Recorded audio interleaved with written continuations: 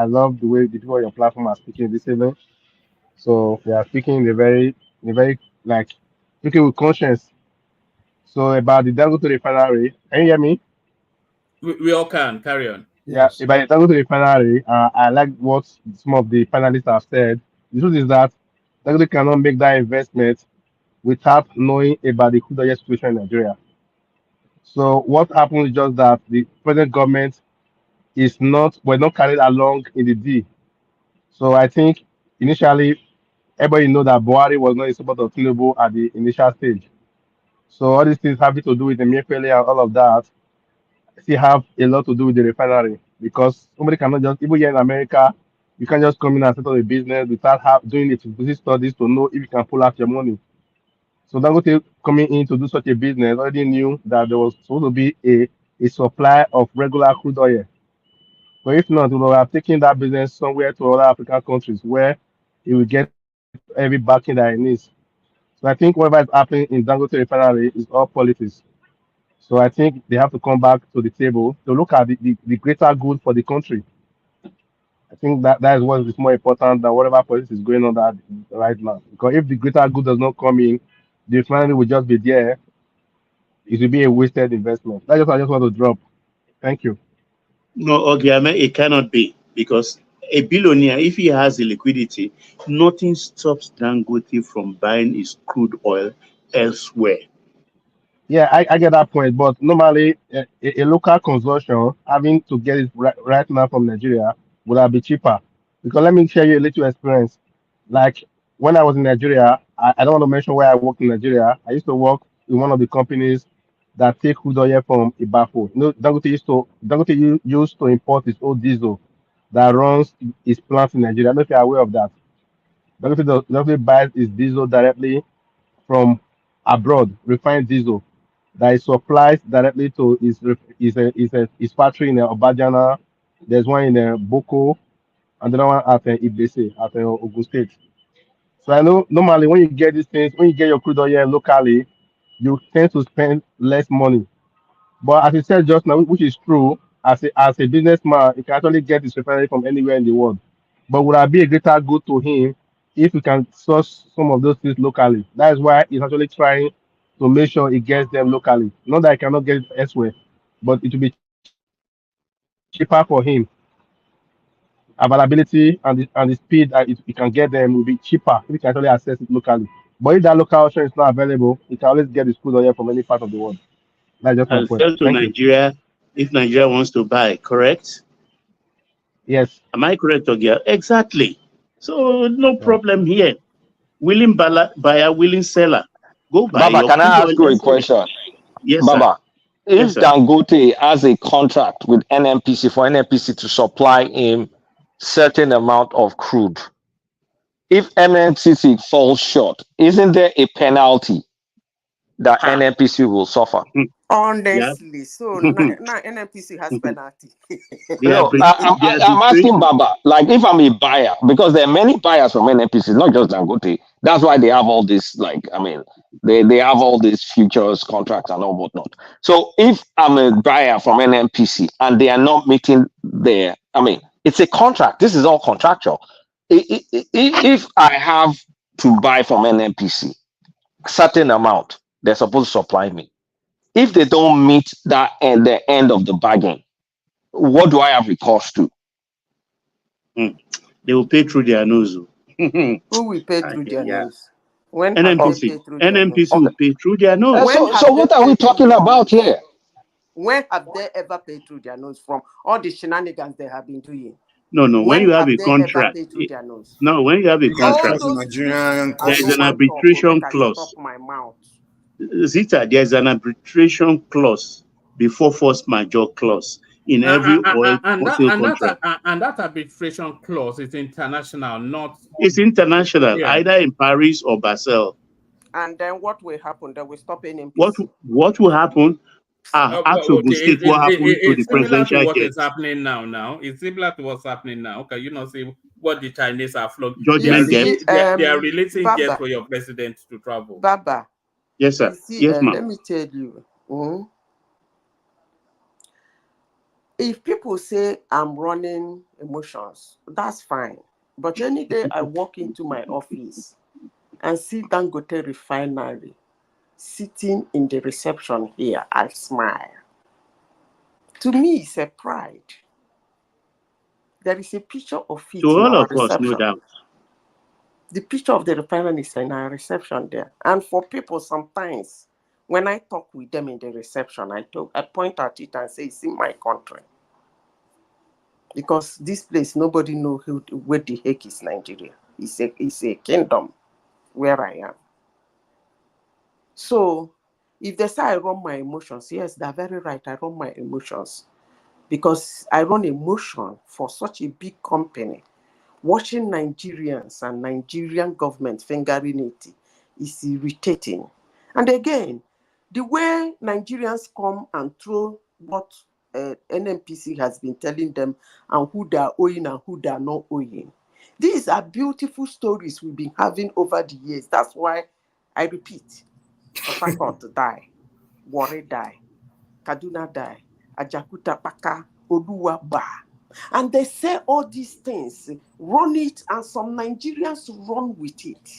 Yes, this is the way. So when they did this one did not happen. Are you telling us not to give this person that we have been owing? Let me repeat myself again. For those who say I run an emotion, I don't really care.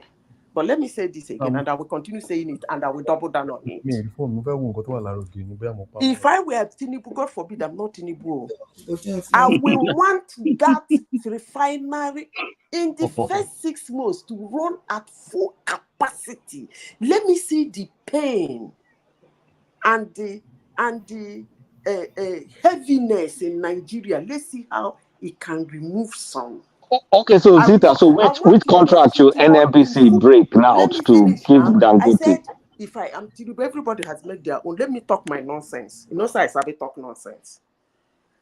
When I will watch it as a president, I will say, everybody calm down. Let this thing run at its time. Because as I speak to you, I know how many Nigerians that have refineries outside of Nigeria.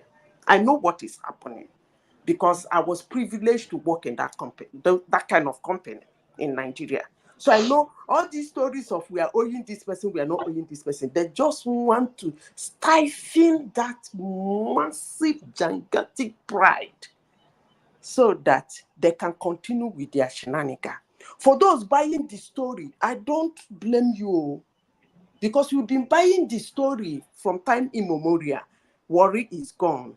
You are buying the story and everything is going. Okay? And again, if I were him, let me continue with what I'm saying. I would have loved that. First of all, everywhere will be calm. Let it run at its full capacity. Let's see the pain, the hardship. Let's see whether it can take out some from my government. I watch it happen. Then from there, I take it from there. But I'm not Tinubu. But let me conclude by saying, if he do not sort out that problem as per now, he will lose big in 2027. I rest my case. Zita, Okay. you stayed away from my question, and I'm very upset. Kulata, let me tell you where me and Man and Zita were coming from. We're coming from people with can do spirits. A can do spirit is this thing here needs to be done, get it done. So as citizen, we are looking at the government saying, listen, we have a refinery here built by this guy, and we want you, this is what we want. By all costs, get it running. That's all we want. We got as citizens, that's what we have to tell government. We don't get it done. All these other Mike. stories we don't want to hear. Get it Mike. done. Kulata, let me answer this. Figure it out. The Baba government, answer, please. if the government will go and buy the crude, go and buy it. Don't tell them to go. No, get it done. That's what Nigerians want right now. Wait. We Baba, talk We about all agree. Everybody thank here God I agrees have that a lot of refinery built should be pro running. Dangote on this platform today. wait. This is not meat pie business we are talking about. Meat pie or no meat pie, it can be done. NNPCL is not the sole owner of any oil field apart from the Utakpete or Utakpata in Akwa Ibom, the new oil field. The rest of the oil field is in partnership. They either own 50, 51, or 52. The IOCs own the rest. They divide the crude. We belong to a cartel called OPEC. They give us a quota. It's a function of law.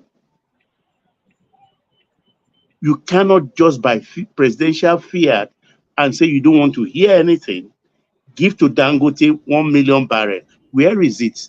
Even your capacity is just 1.3 so far out of OPEC approved 1.6 or 1.8. You have not even met that quota. So the only solution here, not to injure ourselves, is to get more, stop this oil theft so we can harvest those barrels they are smuggling out, they are stealing, and join it together with our quota and have more oil for which we can give to Dangote. Even by natural law of equity, the 400 barrels for local use we're entitled to by OPEC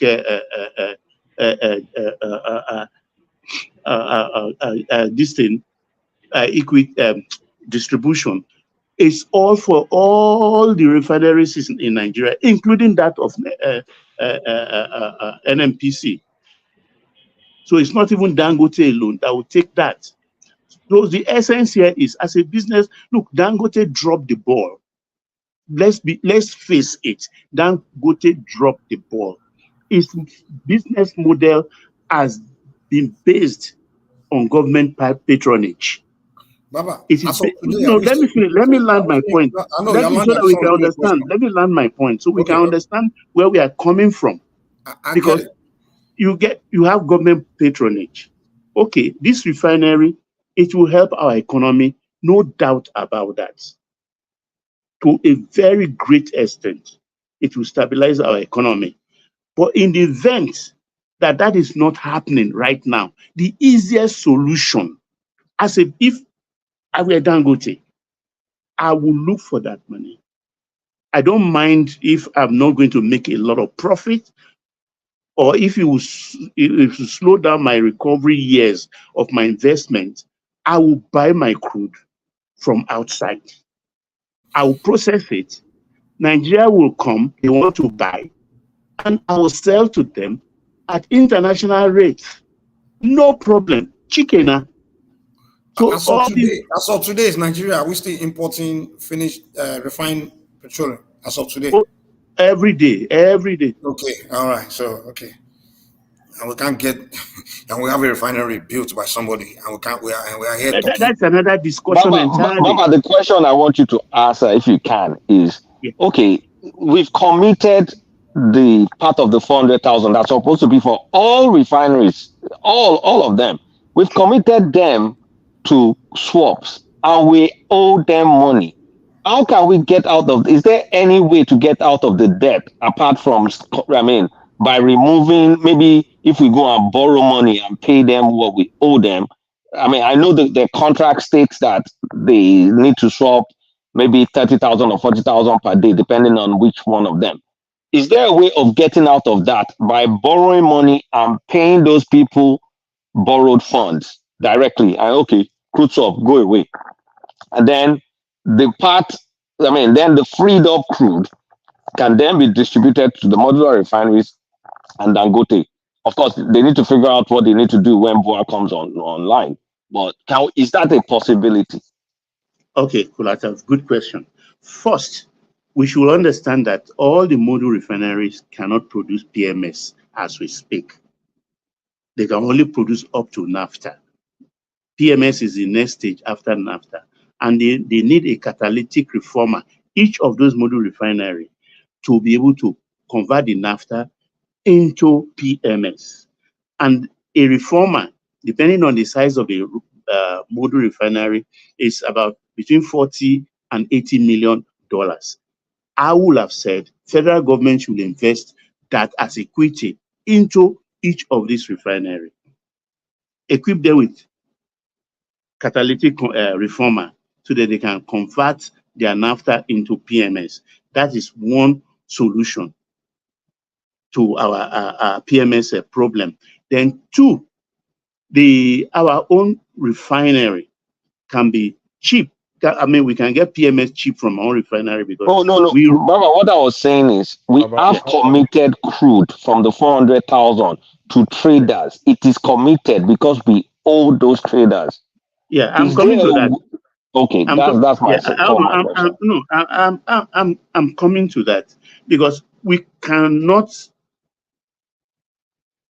until we are sure that our own refinery will work, we cannot do away with those private suppliers, because Vitol is one of the biggest player in that space, and we cannot mess with them.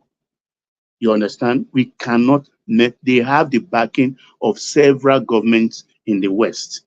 So yeah, but can we just pay them off and stop? Yeah, we can pay them off, but we cannot do that until we are very sure we can produce ourselves.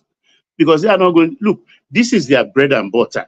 You understand? And you just pay me off and say, but if you pay them off and then rechannel the crude they are swapping, channel it into Dangote refinery or that's whatever refinery. Knowing the industry small, let me put it small, they will sabotage our refinery because they've just had a windfall from Nigerian government. Let's say for the sake of this discussion, 1.5 billion. They are ready to use 200, 300, 500 billion to sabotage our refinery again, so that we will always come back to them. So this is why I'm saying that, look, the best option for a Dangote refinery right now, Dangote refinery, is to source for its oil elsewhere. I know he's having difficulty with liquidity, because if he has money, I'm very sure he's going to thumb his nose at Nigeria, and nobody can fault him his position. And when his oil is ready, when he starts exporting, when we run into trouble, there are miles of queues in our fuel station. We will turn to him and he'll say, buy at this rate. And nobody can. He can say, okay, I don't have cargo now. We'll go on our knees and start begging him. But him now, he coming to us and all this press thing, I think is like cheapening himself. This is how I look at it. Because he's in one kind of trouble or the other, we don't even know. He started this fight. As far as I'm concerned, he started this fight. In the sense that you came up after complaining that they don't supply you, and you woke up one day and said, look at them even. That's 4 billion they say they invested. They did not invest 4 billion. Baba, a quick question. What's the mass capacity of the refinery? Sorry, go ahead, Omar. Sorry, I want to ask. Apologies. You asked that question, but let me bail out quickly. Hand over to Mike. Ayo, the super chatter, and that's Ayo again. That's Choma, and that's Prince right there, and fourth. So the super chat somewhat petered off over the last couple of days. Maybe they'll be reinvigorated or whatever it is tomorrow. Thank you, everyone. See you tomorrow. We'll reconvene tomorrow. Mike, Ajan Lekuko still not spoken, as have not quite a few people. So over to you. So thank you, everyone. See you tomorrow. So let me just ask that question real quick. So what is our quota like assigned to us by OPEC? Are we even meeting that number with 1.7 barrel, whatever it is? So do you know the number that we have? 1.8 as we speak. And how much are we producing right now? Are we meeting that 1.8? OPEC says 1.1, 1.2, but we are claiming 1.6. I think that includes the condensates. Okay, so if we can... Don't count that condensate. Okay. OPEC gave us 1.8 and we're producing 1.3 without condensate. Condensate is the balance. So the difference can meet up the one that we want to give. If we can increase production or meet up that extra 500,000 that we are not producing, that will be enough to supply them, right? That's what I've been saying. Drill, baby, drill. Exactly. If they can go after those oil tips, they are not ghosts. They know them. Everyone know them. Every custom officer, every top naval officer know all these people. We know, even small me here. Know, that's what I mean by get it done. You said drill, baby, drill. They have to go drill, go and drill. Just get it done. You understand? Yeah, but drilling is not a quick. It's not a quick activity now. So appealing Nicoletta by The thing is, I mean, you have Nigerian government just got to get things done, man. Come on. Yeah. Don't you think if Asiwaju genuinely wants to solve this problem, he can solve it? But okay, that's what I'm asking now. Okay, we have Vitor, we have Trafigura. Leave all those Vitor. No, you can't leave them. You guys don't get the power. You don't get the stuff. You cannot leave these guys. They're already in it. Vitor is not bigger than Nigeria now. Oh God! Now almost small P and ID almost foul. Oh God! If not for what's it called? Okay, you guys continue. Vitor is not bigger than Nigeria. That's where for me, if Asiwaju is genuine towards solving this problem, he can solve it. And if you look at the body language, sometimes you look at body language of presidents. This whole thing happened at a point. There was this unnecessary silence. Wait, look, let's forget all. These are not substantive stuff. Can we break? Can we break? Hold on. I want to ask one vital question.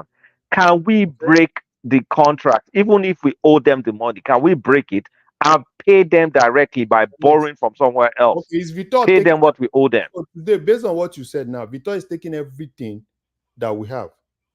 Not every. I mean, Vitor is just one of the people they owe. I know of they owe them 1.5 billion. Why can't they refinance the debt? You said Vitor, like it's not like Mike. They provided what's it called on credit? PMS on credit when we had the shortfall during COVID.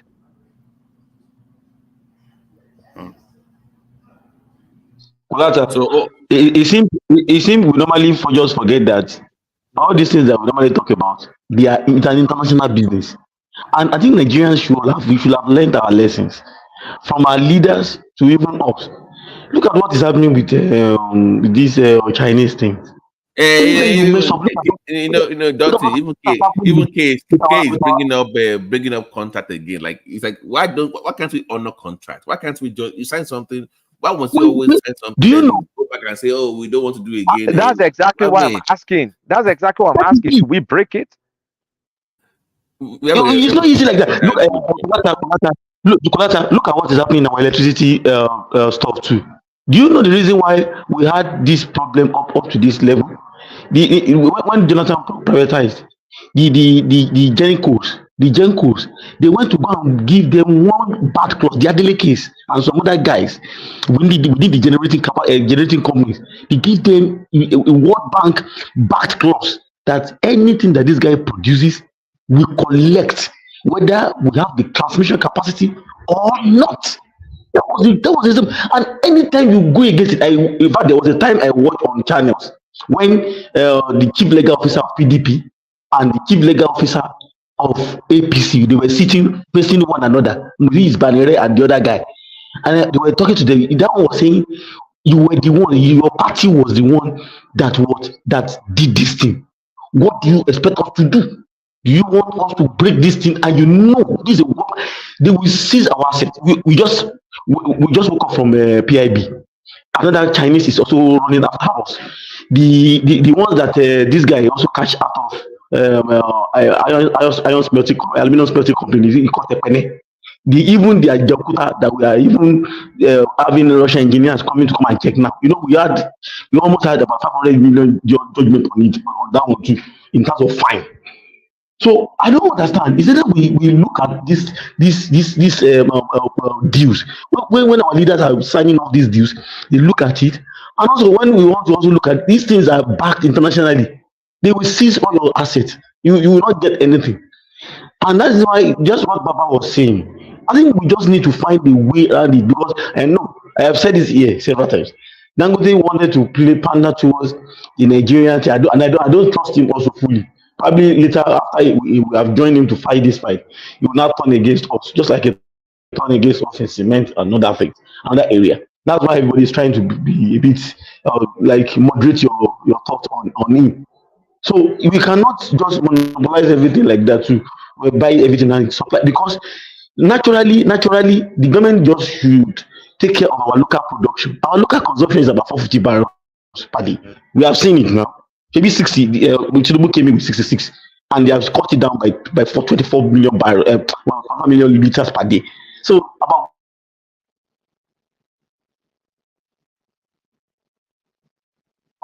the government gives him about 250. You get it? Let him do the 250 and sell it back to us in naira. Let the remaining 100 or so be shared among the other guys. The shortfall about 250 barrels that he will get outside, let him buy it and sell it to the outside world and get him dollars for the country, for himself and the country. It's as simple as that. That is one that we are just talking about.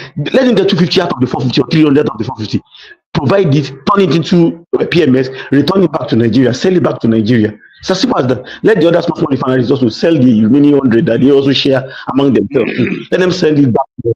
Then you source for your own remaining crude, the shortfall, short for it, and sell it to the West African coast and the other African coasts that want to buy. It's as simple as that. And then with the kind of a guarantee that, okay, when we are able to look for a way of refinancing the loans, so that is, and also we improve, we cut down on oil theft, and we're able to improve capacity in terms of drilling, then we can give you more of this stuff, so that you give you more, at least you be back of your benefit as a Nigerian to get at least maybe 500 or 600, then get the full benefit. But for now, save the country. Don't now use it, because this thing is also partnering to politics. And I know, I have said it here several times. If it was a northerner, the thought was that a northerner will win that election. That once a northerner win, they will find a way, either by stealing or anywhere, by hook. But I don't even understand. I don't even understand how they want to actually do it. So I think that's my own take on this thing. This thing is not rocket science. It's just common sense that these guys need to use, instead of using it to play politics. And because everything in Nigeria is politics, we are so silly. In the academia, we have politicized every goddamn thing, everything. So this is not something that we can just use our common sense. They want to politicize it so that they can use it to can't be running after anybody, looking into what kind of change one another in the political circle. So I just feel Tinubu will be smart enough to call everybody to order and do whatever he needs. That's just it. That's my submission actually. Dorothy. But we need to watch all these nonsense deals that we normally sign on our hand. I'm telling you, we need to watch it. Yes. I still insist. If Tinubu genuinely wants to solve this problem, he can solve it. When the whole issue happened, if Tinubu is actually interested, nothing stops Tinubu, even if it's just for political whatsoever advantage, call Dangote, let Nigerians see you calling Dangote, sitting Dangote down. It's not like Dangote is against Tinubu. There are instances that presidents do some things, right? Rather than you waited for, before you see the government was silent for almost 2 weeks. Thereafter, Minister of States now called Dangote, and I'm trying to call them to resolve. It's not done like that.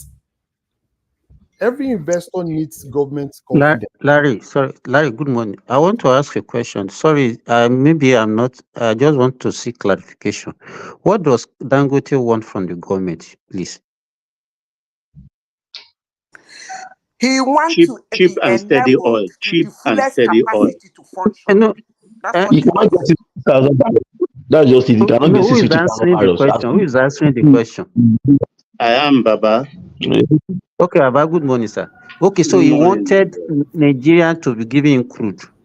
Yes. Well, he basically wants to partner with, let me answer this way. He wants to partner with the government to fix the Nigerian. Is it by force? Must it be a partner with somebody by force? No. Okay, because he's a member of the society. He's a citizen of Nigeria. He wants to. He hold on. Mike, that's your own spin, though. I'm giving my own spin, my own answer. He asked, "What does he want?" And in my own understanding, what he wants is to assist in solving the problem of Nigeria importing finished refined crude. He That's what he wants. all the Mike, sorry. That's what he wants. Have I answered your question now? He wants to kill all the subsidies shenanigans. Exactly. That's what he wants. Exactly. And exporters. He wants to bury them alive. Are you okay now? That's what he wants from the government to enable but him. Are you the one? Are you, Madam Zita, are you the one insinuating that? Are you saying that's what he really wanted, or you are the one insinuating that? I told you in simple terms. Simba, let me answer the way I understand. But that's what he's going to end up doing now. Dangote wants Nigerian crude. He wants Nigerian crude, and he quoted the amount he wants. It's 15 cargoes or something like that. And Nigeria has only been able to supply him. I mean, my numbers may be wrong, but Nigeria was only been able to supply him 6 cargoes, whatever that means. And according to NMPC, from the local content they have, they don't have more to give him at this point. But if Dangote is really a good businessman and really want to do that business, does he need to rely solely on Nigerian oil for his refinery? He's not relying solely on Nigerian oil refinery. Well, Simba, the argument here is not whether he's a good businessman or a bad businessman. Because to me, this fixation on say I must get Nigerian crude, I must get Simba, let me tell you this. If it justifies him getting let's say, for example, if something that happened in 2015 happened now, what will happen to a refinery? If they started bombing the Niger Delta and everything. Let me come in, Simba. You said, what is this his fixation if he's a good businessman? Let me tell you, if Nigerians and Nigerian government are good, they would have used Dangote refinery to use it to see what it can alleviate from the masses. Unemployment. They don't care about the masses. The government, if it is a good government and Nigerians see what good they can see without seeing the policies that never work anyway of their government, they would have used Dangote refinery to see what it can alleviate from the hunger. Everybody knows that theoretical response. So what about the current commitment? Nobody is dealing with that. Everybody's ignoring it. Wait now. What I'm saying is that the government would have said, I will allow this thing to function in its full capacity. Let me see first what it can alleviate. And we take it from there. You know, when you use a washing machine, I don't know whether most of you know how a refinery will function. You know, when you use a washing machine, you use a very big washing machine of certain capacity. If you put small cloth on it to wash, that cloth will not wash clean. That's how refinery functions. If you do overload, the washing machine no go wash clean. I rest my case. So those Zita, will Dangote be telling us 4 times? I've asked people 4 times now. Our current commitment using that 400,000. Can someone please answer me and stop ignoring my question? Let me bring another dimension, Larry. Will Dangote sell PMS to us the cost of beer? Will he sell it to us cheap? I'm asking the question. Anybody can answer. Say? Who asked that question? I asked that question. So because he's Dangote now, you feel price for him. No, you don't get my point. My point is because we are talking as if he's doing us a favor when he produce and he sell to us at a very cheap rate. He's not going to do that. He's a businessman. He's going to sell to us at the normal rate. He will make his profit. Just like the AGO he produced. I think the differential there was, he promised in the beginning that it would be 300, but when he eventually started producing, it dropped to 200 margin. So that's what he did. And I don't know today's price AGU that is coming out from his thing. But then, mark my word, he exported 45 100,000 metric tons of AGO about 2 months ago to Europe. So he has a capacity also to export his product. Baba, I think we are misinterpreting what Dangote wants. What Dangote wants is not all about NNPC just giving me this thing. The major problem is with the IOCs. And why did I say that? Now, the IOCs they are getting Nigerian crude in Nigeria. And Dangote is saying, I don't want to go to Europe to buy Nigerian crude. I want to buy Nigerian crude in Nigeria. God bless you. Yeah, but Larry, we dealt with this before. Exactly. We've dealt with this before. The IOCs don't have crude just lying down. They have buyers contracts. IOCs already have buyers. And if Dangote is going to let me just land this point. Look, IOCs are just not producing and then looking for people to sell to. They have buyers. Now, if you want to buy with the existing whatever, then they told Dangote pay a premium of $3. So at least I have something to be able to satisfy my current obligations. Kulata, that is not it. What is it? IOCs also have crude they are selling at spot price. They may have some spots. True. Yes, I'm telling you this. This is the real truth. Dangote is not telling you that he doesn't want to buy at spot price. But Dangote is telling you that rather than me going to Europe to go and get Nigerian crude, I want to buy Nigerian crude. Crude is, everybody know the international price. Right? And that is where I believe that if the president is genuine, these are things that he can solve. So who does Dangote want to buy from? Does he want to buy from the IOCs? Yes. In what currency? In dollars. In Nigeria. Okay, he wants to buy from them in dollars, but it's IOC's crude, right? Right. Let me ask him one question. Don't forget, Larry, don't forget Dangote floated a buying house in London last year to buy his crude. And he bought some parcels from Texas. The miscalculation here, I think, he wanted to give up some equity, I think 12.5%. I think there are no off-takers yet. This is where he ran into problem. And there is no Emefiele there again to help him. He hasn't got any money. All what Dangote wants, all those ones, he has stock, but he wants something. Because once he starts that refinery, he wants consistent supply. He needs consistent supply. Otherwise, he can't run that refinery effectively. You can't shut it down. You can shut it down. Baba, if the president is genuine, I don't see any reason why Dangote needs Nigerian crude that is coming out from Nigeria and will go to Europe to go and buy that crude when he can simply buy that crude from this. Larry, it will be foolhardy for a businessman of that repute and that magnitude to depend on Nigeria, knowing our antecedents. Baba, answer this question.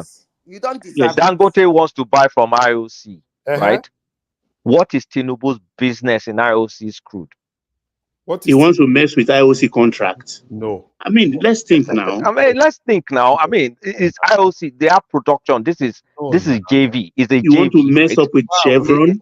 Wait, hold on, Larry. It's a joint venture. NNPC have their own. NNPC have their share. IOCs have their share. So you now want to buy from IOC's share. We're not even talking about NNPC because NNPC said they'll sell to him in Naira. Now, if he wants to buy from IOC, he will be dealing with IOC in their own terms. It's a JV. Tinubu has no right to tell IOC whatever IOC should do. Kulata, let me tell him that the capital base of Chevron alone runs into trillions. Trillions. We know the problem I have with we Nigerians. Most of the things that we think, these IOCs are this, these IOCs are, most of these things don't even work in other countries. But Which can countries, for Tinubu example? dictate the price of He the doesn't dictate the need to terms of dictate. IOC All to he needs sell? to Okay, do let is me tell you, the Angola has oil, and our neighbors, Ghana has, Cote d'Ivoire has, and Uh-huh. Senegal, and they are prospecting at the moment. Uh-huh. The two models of those countries, anyway, Ghana is just about less than 200 barrels a day, and same thing for Cote d'Ivoire. So they are insignificant market, but they even didn't do the exploration. So they surrender everything to the IOCs. Ghana gets just less than 12% of the totality of the sales. I don't know that of Ivory Coast.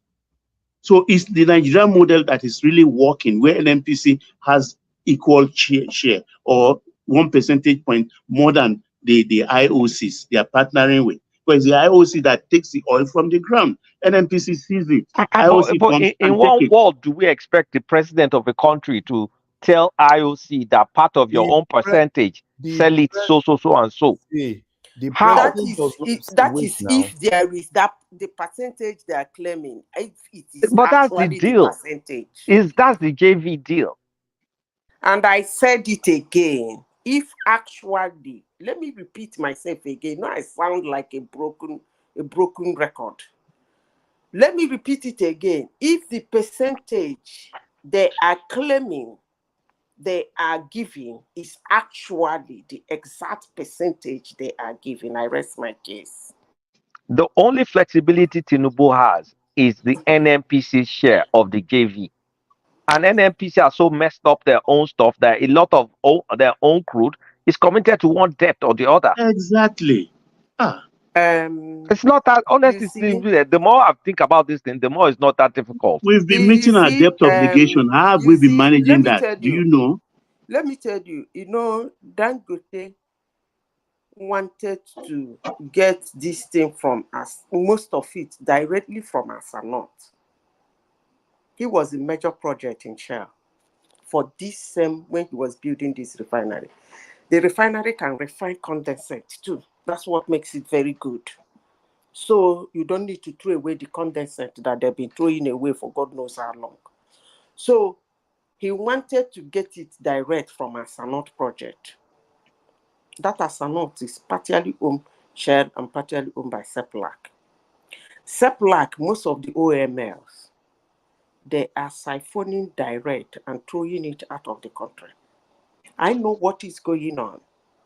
But you people decide to believe Nigerian government because of Dangote now. That's good. But I will say, before I leave this platform today, I will say that that same government and that same information they have been, is the same people and the same institutions have been giving us information that have grounded so many things. Dangote refinery can refine condensate, it can refine ordinary crude, it can do fertilizer, including NAFCON. He's doing his fertilizer. Nobody is disturbing him. He's producing urea. It's the same institutions that have been lying to Nigerians over the years, killing our companies and frightening investors from outside of Nigeria from coming into Nigeria. Is that same institutions that today everybody in Nigeria is holding on to whatever they are telling them. And they're asking, then what do you want them to do? I rest my case. That's my pride. You see, Dangote refinery is my pride. Okay, and if you can give me 1 minute. Hold on. Let me go by saying this. You see that refinery, by this time 2025, if I am not smiling on it, Tinubu will lose.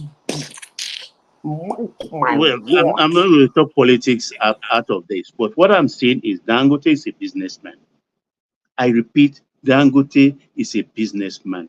Dangote refinery is privately owned by Aliko Dangote. If Nigeria is not playing ball with him, like they played in cement, like they played in sugar and everything, is at liberty, 101% liberty, go source for his crude oil anywhere in the world. Nobody can fault him. That refinery is sitting on a free trade zone. On a free trade zone, he has his own mooring capability for his VLCC or VLC, 25 miles away from that spot where his refinery sits. So he can do his business as he wants. If it is broke, let him go sell some equity. He's put 12.5% in the market. Let him be patient, get that money, and start buying his own crude. He should leave Nigeria alone to rot. It's as simple as that. Baba, Ekale, can you guys hear me? Yes. Yes. I'm at work. I'm on break. Yeah. I just want to throw this question, please. Everybody, please. Can Dangote refund the money Nigeria has in its refinery and let Dangote work as a businessman? Is it possible? No, everything Nigeria gave him. I think we own only 7%. It's insignificant. He doesn't even need that permission. Let him return everything Nigeria gave him, and let this guy run as a businessman. All this frustration, they are frustrating this guy. So let him return everything Nigeria gave him, so he can operate as a businessman. That's my question to you guys. Please, I'm going back to work. Thank you. My answer to that, if you are still doing a listening watch, is that it is simple. Emefiele stood on the day they are commissioning that refinery in presence of Buhari and told us that he has almost paid everything he's owing CBN. Almost. That means to me, it could be still owing 1%. It could still be owing 2%. What's the value of that 1% or 2% is still owing Nigeria? Has he paid us? I don't know. I think what Thomas is saying is the shares that Nigeria has in that refinery. Dangote pay them their 7%, and Dangote has 100%. God bless you. That's what I'm asking. That is my question. Thank you. What? Repeat again, Larry, please. Dangote pay Nigeria back the 7% shares, what it costs, whatever they paid you. So that knowing small part of Dangote as the way he does his business, there is no time he will not throw Nigeria into the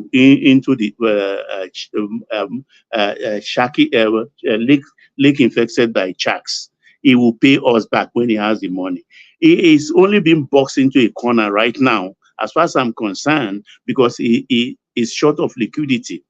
Once somebody he has an uptaker for that 12.5%, he have capacity to buy his crude from Texas, like he has bought some parcels. He will forget Nigeria. He will forget Nigeria. I have sympathy for him, but what him forget Nigeria? If Dangote has the money today, Dangote should just pay Nigeria. Dangote should do his normal business. He will do it. He will do it. You know him. You know him. If Tinubu wants to lose, let him lose. You know him. That's what I'm saying, because I don't even see all this hassle, because he's just demeaning himself, coming and looking as, maybe because like Kulata said yesterday, I don't want to use that word, is derogate, like saying, Ile Baba Mene, this is my father's empire. Whether you like it, a sense of entitlement. Baba, you understand? Baba, it's not sense and say, you must give me this. Baba, you must give me that. Baba, at this cost, at that cost. Baba, you know the problem with Dangote? A lot of Nigerians are looking up to Dangote. Even the pressure on Dangote by Nigerians, because Nigeria is in problem, and they've looked around, and Nigerians feel that Dangote is the only one that can help them solve some of this problem, and that's why Dangote is close to a corner. If Dangote have Larry, but if we are talking like this, are we not actually educated enough to know that Dangote cannot solve Nigerian problem? If we are also saying that we believe that, how can somebody explain to me how Dangote can solve Nigerian problem? I will explain to you. The only advantage he has is that we will not lack oil. He can supply us, because by the capacity of that refinery, full production level, it will produce about 53 million metric tons of, liters, 53 million liters every day. Baba, Yes. we cannot even rely solely. To me, it won't make economic sense for even Nigeria as a nation to rely solely on refined crude from Dangote. But are we really relying fully on Dangote? At least Nigeria, worst case scenario, Nigeria, do your own Port Harcourt refinery, sell it at subsidized price. This is not like Dangote is saying, oh, I want to sell everything to Nigeria now. You have Port Harcourt, you said Port Harcourt to be ready in August. Unfortunately, you said it's not going to be ready. Larry, did you see, did you watch Obasanjo's discussion with some member of the House of Assembly recently? When he was talking about the problem he had with the refineries and with even the IOC when he was in government. No, Baba has been saying that story over 2 years now. Saying it. Obasanjo for 12 years. Now, me, I don't want to say this. So I heard the issue to me. Sorry, Larry, for cutting you. To me, both Nigerian and even Dangote, it would be unwise of Dangote to say, I want to be getting my crude from Nigeria alone. If he's a good businessman and if he want to get a return on his investment from that company, he shouldn't do that, because he should understand he is part of the cabal, and he should know that some people will also work against him. He cannot rely on Nigerian crude alone. And maybe, I think, Baba, what you said might be true, that maybe he's lacking liquidity. That's why he's getting fixated on saying, look, I will tell you another thing. If Simba, I invested so much like that, and then the only thing that I will now say, hey, my refinery is not working because I'm not getting crude from Nigeria. How can somebody, you invested $20 billion and you say, okay, you want to rely on Nigerian crude? Dangote is not relying on Nigerian crude alone. Hey, then he should go and get his crude. Why are all this noise, all these days? But why should he not rely on Nigerian crude? Dangote, number one, Dangote is not relying on Nigerian crude alone. Dangote has JVs. He has deals that he signed with several other countries. But the thing is this Port Harcourt refinery, now, me, I'm just throwing this out. I heard this from a governor that said Port Harcourt refinery will never work because the pipelines are bad. I heard it from a governor, but I don't believe it. That's why, for me, I want NNPC to do whatever shenanigans they want to do and ensure that Port Harcourt refinery works. Because the governor was basically saying, how would they get... But even, Larry, that we should not even be, as far as I'm concerned, no. Those refineries should be sold. They can never work. Even if let them spend all the money, if they work for one day, the people there, they are the one that will destroy those things within few weeks of starting to function. Should, to me, there are certain expectation that we should have. I think we have too much expectation. Okay, if our refinery is working, people will be able to buy oil, fuel cheap. I don't even know that magic price that you think that we can sell fuel in Nigeria that can solve the problem of Nigerians. I don't know. Simba. Yes, Simba. You know what? The advantage of Dangote refinery. If Dangote refinery works today, you have uniformity in price. Because if everybody is getting from Dangote and steady supply, you have uniformity. Not this one that you have 590 here, 850 here, 900 here. Today in Abeokuta, the people that bought in Abeokuta bought petrol at 950 naira. At least my mom's car, like 3 of them, I told them to go and buy, and they bought at 950 naira today in Abeokuta. While NNPC somewhere will say they are selling at 5 something. So if everybody, all the marketers, they know that, okay, fine, this is how much you are buying. If you are buying at 5, probably buying at 600 from Dangote, maximum 650, 670. But okay, what you are even saying? Why are you lying to? How can Dangote sell for PMS for 600 naira, even by the time it start refining? Government, that is for government to resolve that. As far as I'm concerned, I don't even care. What do we understand by deregulation? Wait now. Look, Simba. What is happening here is, you see, their refinery lifespan, like every other refinery, is between 35 years and 50 years to operate optimally, no matter how they refit it, or except they refit it constantly. It's 35. Dangote is used to huge profit, fast and huge profit. So if he buys Nigerian oil, he can recoup his money maybe within 5 years.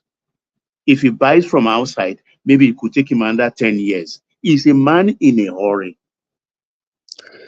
Okay, so what he's trying to do now is just to try his luck and see if he can get the deal. If it's not, then I know that he will go and get it somewhere else. He's just trying for now. They know they tell person. Uh-huh. No, you don't. No. That's even the server. Hello, can you hear me? Yes. Yeah, greetings everyone. I think there's something that is being missed here about what is actually good for the country. Sometimes somebody can do something that the country's interest and their interest aligns. It doesn't matter about him. You have to worry about the people that are living like animals. We have to remember that what Dangote is doing will help us. What does it matter? Whether it's a businessman, as if it's some kind of pejorative term to call somebody a businessman. And remember, if he goes and starts buying it from overseas, they will look for every way to destroy that refinery so it doesn't make profit. So he fails. And when he fails, where would we be then? That is the reason why a lot of people are backing him. You think when even journalists or this are saying they stand with Dangote, David Hudeni, they stand with Dangote, all these people are standing, you think they are stupid? There's a reason why. Other countries do the same thing. Who is David Ndeyi? How can you be talking and be mentioned David Ndeyi? Whatever you want to call, it doesn't matter. The point is that there are people from different angles. Are they not the one that was against him before? So why are they shifting goalposts? Go and look at chicken. You'll be talking here. I don't care about David. It's not about. My point is that there are various interests. The point is that there are various interests. Let me stop with this. How can he be triggered? And you say other people getting triggered. I don't care about him. My point is that there are people from different areas. Nigeria is seeing himself like. Can you let me finish the sentence? It doesn't matter. Can you just stop? Maybe you have a farm and you have about 10 gigawatts or whatever that you are using to supply yourself. Not everybody does. There are a lot of people suffering out there. Drivers are not even that is emotional blackmail. Stop that. I don't know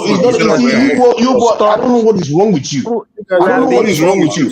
How is that even a problem? Yeah, you just came now. You just want to be disrupting everything. Nobody has been shouting. We'll be having a peaceful. Can you be quiet? I'm not shouting. Can you just stop talking? We'll be having peaceful conversation. Don't come and stop interrupting people. No, it should, because they make it a fight and say I'm causing a fight. Let me talk. You've been talking. Can you talk? And Mike, were you not the one the other day arguing that Dangote should be supported? Dangote should be made. He's still maintaining it. He's still maintaining it now. So what is your own? See, Mike, stop being. You are seeing. If you want to discuss, you can't be abusing people in the name of discussion. Discuss. I'm not abusing you. I'm just saying you should stop interrupting me. That is not too much to ask. No, you know what? Anytime you come here, people have been talking, Mike, people have been targeting. But when you come, you just take ownership of everything. Yeah, because you need what is your problem? I was here listening to you now. I listened to you, then I want to reply. Stop acting as if I'm not allowed to talk. Let me talk just as you are able to talk to. Okay? Yeah, but so the point I'm making is that. So I get it, but just chill with the attitude. That's what we're saying. You know? I mean, you can talk and people. He's the one that got the attitude. Attitude can come from one side. I'm just asking, let me talk, not attitude. Well, that's fine, but the way you said it was very mean and aggressive, and because he was stopping me from saying what I need to say, and he started with. Can't just say, everybody else have been saying the same thing. Like people should let them talk, but they didn't go with a very aggressive tone. Mike, you are gaslighting. Well, it's okay, but let's just carry on, Sha. Well, we're just having conversation. We're not doing war here. Okay, exactly. Let's go ahead. Have your floor. Yeah, I agree with you on that. So what I'm saying is that there are people from different aspects of society. They are all converging and saying Dangote refinery needs to be able to work, because they all understand that it's good for the country. From billionaires to people on the streets, all of them understand that this is a good idea. It's not about Dangote as a person. It's about the nation. If you can save the nation a lot of foreign exchange, that is where you start from in the first place. So the idea that Dangote can go overseas and just buy everything and just succeed, like that, it's not necessarily true. They could kill it. The overseas you're asking it to go to is hostile territory for black people. You go there, they are not going to want to sell you oil. This is crude. That's if your ship makes it to Nigeria in the first place. There's a reason why African countries are not refining crude. He said it himself. He made this stuff very clear to us. How can we pretend as if we don't know? Oyema said the same thing again, that these people, they are hostile to our businesses so that they don't succeed. They will deny them funds. They will cause problem with their insurance. They will cause problem with the price that they get. Even the IOCs inside Nigeria, they were looking to charge them with the £6 over the price of the market rate in crude oil. What do you think will happen with foreigners if the ones local can do that to him? So we have to understand where our bread is buttered and support our own industries. It doesn't matter whether it's Dangote or not. I thought I was going to say Nigeria foreign exchange. That is a big one. To me, it's a very, very big one. When our foreign reserve starts growing, we have excess cash to be able to buy other things with our this in dollars. Come on, man. Which if Dangote has accomplished something that our governments haven't accomplished for how many decades, he did it, and we want to abandon him. If you abandon someone like Dangote, who else will come and work for Nigeria? Who? My God. I don't know.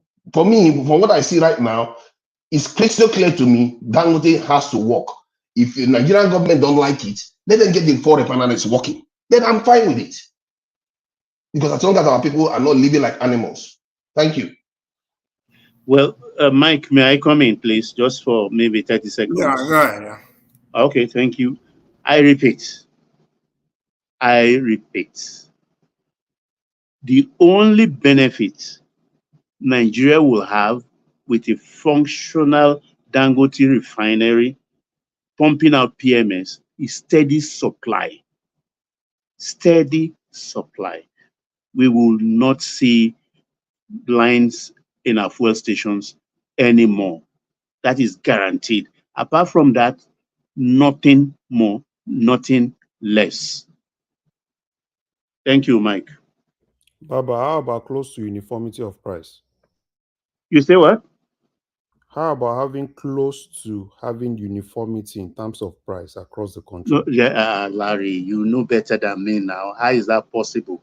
When you transport from Dangote pump a trailer of 33,000 liters, it leaves Lagos, it will sell at the normal price. When it goes to Ogun State, it's wear and tear, inclusive in everything. There will be some small naira on top. Baba, until it gets to Sokoto, they will be putting money on top. There's nowhere in the world you can sell. Only in Africa you see that happen. Where any other country, you can sell from south to north, east to west, the same price. Baba, I'm not saying you can have that utmost uniformity, but at least little margins. Can you compare a margin of NNPC selling at 590 and them selling at 950? That's too much.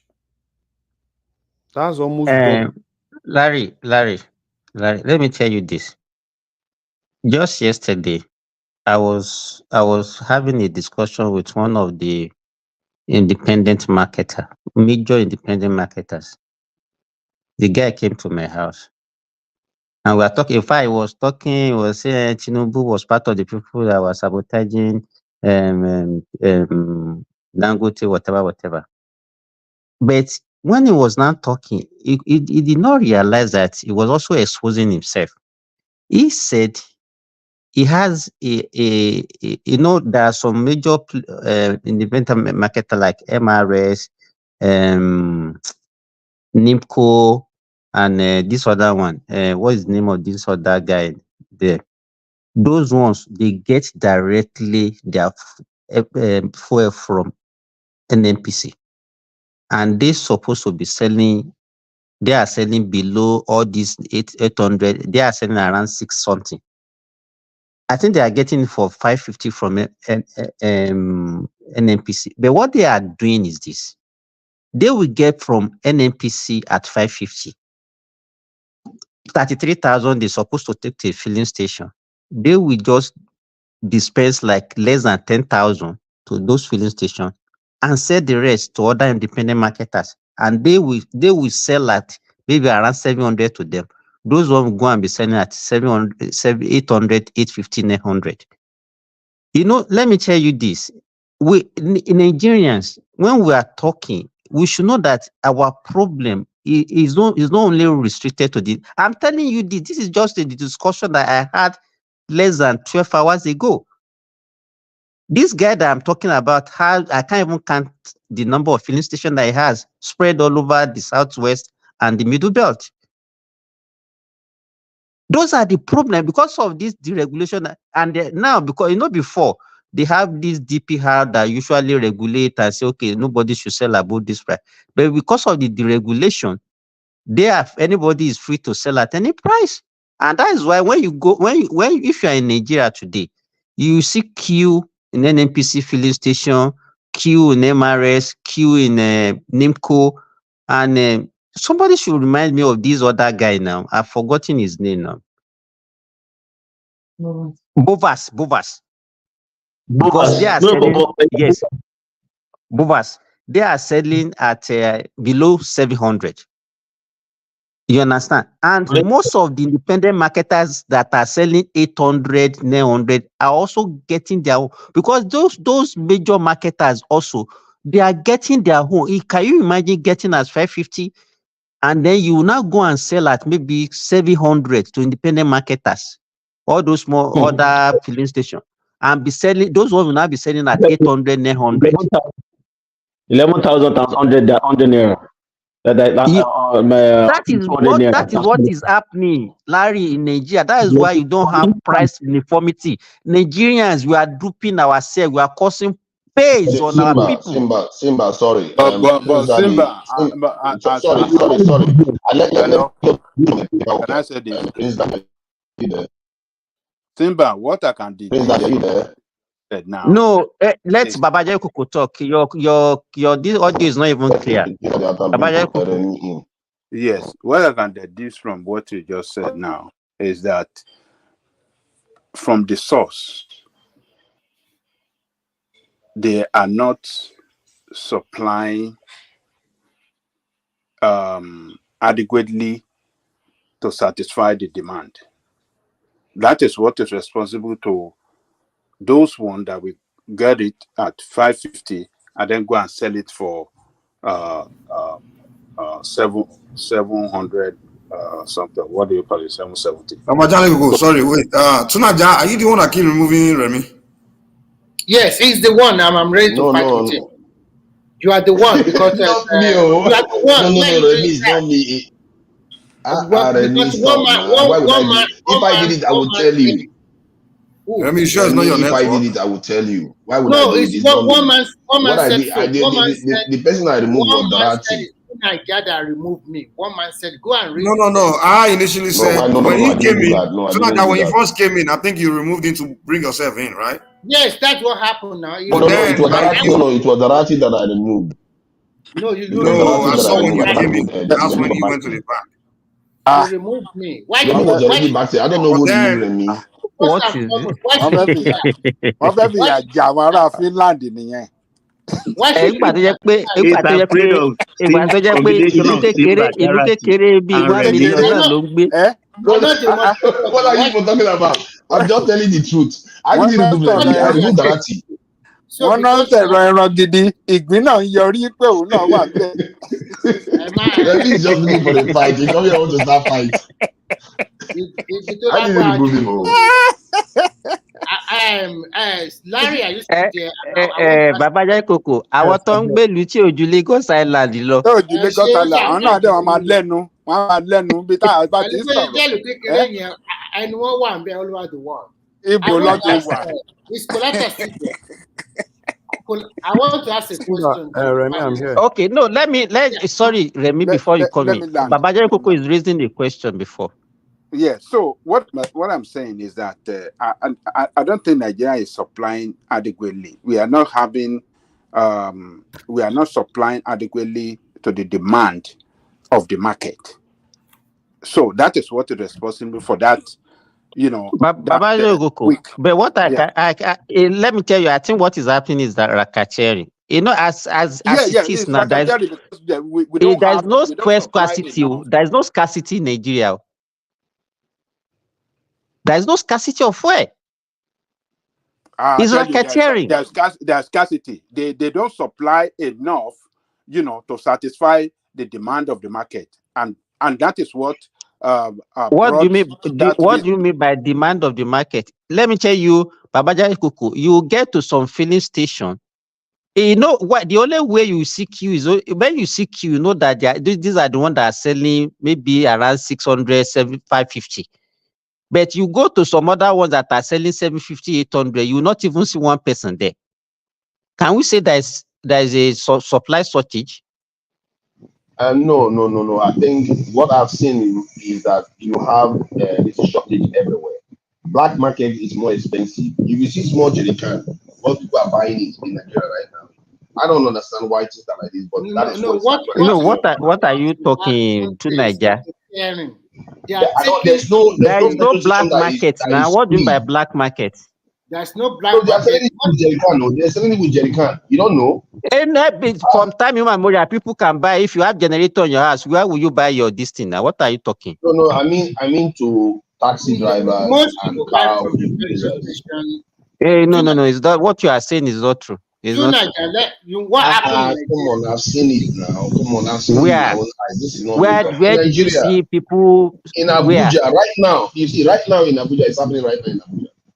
Where will they? No, I If the tell you, people will go to buy filling this all the station to time. go and Just buy, forget about just that. hold on. Irrelevant. People will go to filling station with jerry can, No, or they will be on buying the from people that are roadside. selling along the roadside. Yes, they buy from people along the roadside. No, not in No. Nigeria. So you don't know that is happening. Oh my God, I don't know. Then you are not as in touch as you like to think. This is exactly what is happening in Nigeria right now. How is that I'm in surprising to you? Nigeria now. I'm in Nigeria. So what are you talking? I'm talking about what is happening in the Federal Capital Territory. People are buying from people the cannot. No, roadside. are you saying, just hold on? Are you saying people cannot get fuel to buy in the filling station? They are buying from roadside sellers. Oh no, you can get fuel to buy in the filling station. So why should you go to the roadside sellers? You are going to be in a long queue, very long queue.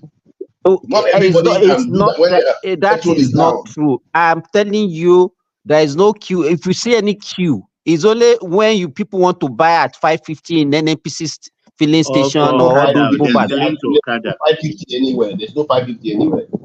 There's There no is 550. now. Even Why NNPC should you be saying this? The NNPC, that's what they are selling. NNPC filling stations. Maybe in your state now. Maybe in your state, but not in Abuja. I don't know. Are you in Actually Abuja? check their prices. Yes. Are you in Abuja? Where are you in I told you, Abuja? I always operated in Abuja. Haven't I told you this? I deal with Nigerians every single day. I'm not. We were on ground. We are telling you what is on ground. You are telling about what people are feeding you. I'm getting feed video. Okay, you can go ahead with whatever you want to believe. Can I come in now, please? Tunaja, thank you, and Simba. What you are discussing is irrelevant at all. It's not something we should talk about. Just forget about it. So, Kolata, I want to ask you this question. Recently, Tinubu went to Equatorial Guinea. I learned there is having a deal about oil with them, probably to get at a very good price and ship to Nigeria. Maybe Dangote and the rest modular refining. No. It's a gas deal. Larry is right. It's a gas deal. Is it only gas? Not what about oil? Crude oil, not included. No, it's the gas that we normally flare. Gas that will have been wasted. What's it called? These guys have some facility, and I think we're going to take it from our. I don't know the technical term they call it. Okay, and my next question is this: we learned that everybody knows this one. Dangote already received 60% of crude that he is refining in his refining today. With that one that he got from NNPC, which is about 4 million barrels, and the rest he bought from US and Brazil, will it be enough for him for the next 3 months, or is it? I don't know how much it needs, but whatever. But I think it needs supply for the foreseeable future, not Yeah, I just know. I 3 months. understand. I'm just talking for the next 90 days. Will it be enough for him to because already he has started using that Nigerian crude to refine diesel and also aviation fuel, so that he has started exporting them already. So I'm asking whether that one would be okay for him for the next 90 days. But if you are running a refinery is not what you will be running, Yeah, and I know. okay, you have it's The supposed reason to why be I running asked daily. yeah, I know. The reason why I asked that question is that operation is refinery is not stopped. It's still ongoing concern. So that by the time they settle their rift, probably before the end of this month, because he promised and he reiterated it again that they will start selling PMS by the end of August. Because all these arguments you are back and forth, at the end of the day, they are resolving them. And I think they have started having a stakeholder meeting with the relevant authority. Remy, you know, Okay, just let me add this one question and then you put them together and then okay, even if federal government were able, because for me, I think the only way for now is for us to jettison those contracts and then we pay the fine that come along with it in future. If we are able to do that and we get him 300 barrels of coal, whatever he can, 300,000, how much do you think he will be able to sell that PMS to Nigeria without government subsidy? That's the question to Harry and Kulato. Without government subsidy, based on if exchange, well, is their exchange rate because we're selling to in naira. Let me just dollarize everything. I'm just going to try and use the savings we got from diesel because I think that's a straightforward thing. So maybe 900 ish, 800, between 800 to $1,000. Yeah, I mean, So if 1,000 our naira. federal government, that's what I would just do. Let Nigerians see it. And then the bond now, who to blame now? Because that is exactly for our Tinubu. I would just let him do it that way. And then we shall see who have the interest of the country at heart. Because with all this fighting or no fighting, it's immaterial. At the end of the day, the solution is what matters. He has promised that he will start selling by August. So if he's going to put it out there for 900 naira from his refinery, and those of you guys that have been talking about if we come on board, it will crash the price. It didn't crash the price in cement like that. So are you expecting him to give it to Nigeria at loss when you are selling No, to? I'm not saying you should give it to Nigeria at loss. At least the government everybody will say that the government have tried. We are going to incur a lot of penalties by jettisoning the contract we have signed with some of these people, and we don't have enough crude. So Beremi, that question that you put to Larry is I've asked him earlier about what is that magic price that you would think there's no way Dangote will produce without. Let me tell you, there's no way Dangote will produce without government subsidy that will be affordable to average Nigerian. That is what they are banking on. That government should also subsidize it, and at the end of the day, okay. Now, if we say the land, if the okay, no, if for the crude they sell to him in naira, he may be able to meet the lower price. The naira crude. So, at what rate are they going to be giving him? No, they'll be giving him the normal price. They'll give him some fixed rate for 6 months. Normal price is just Dangote want it at fixed price. Fixed price.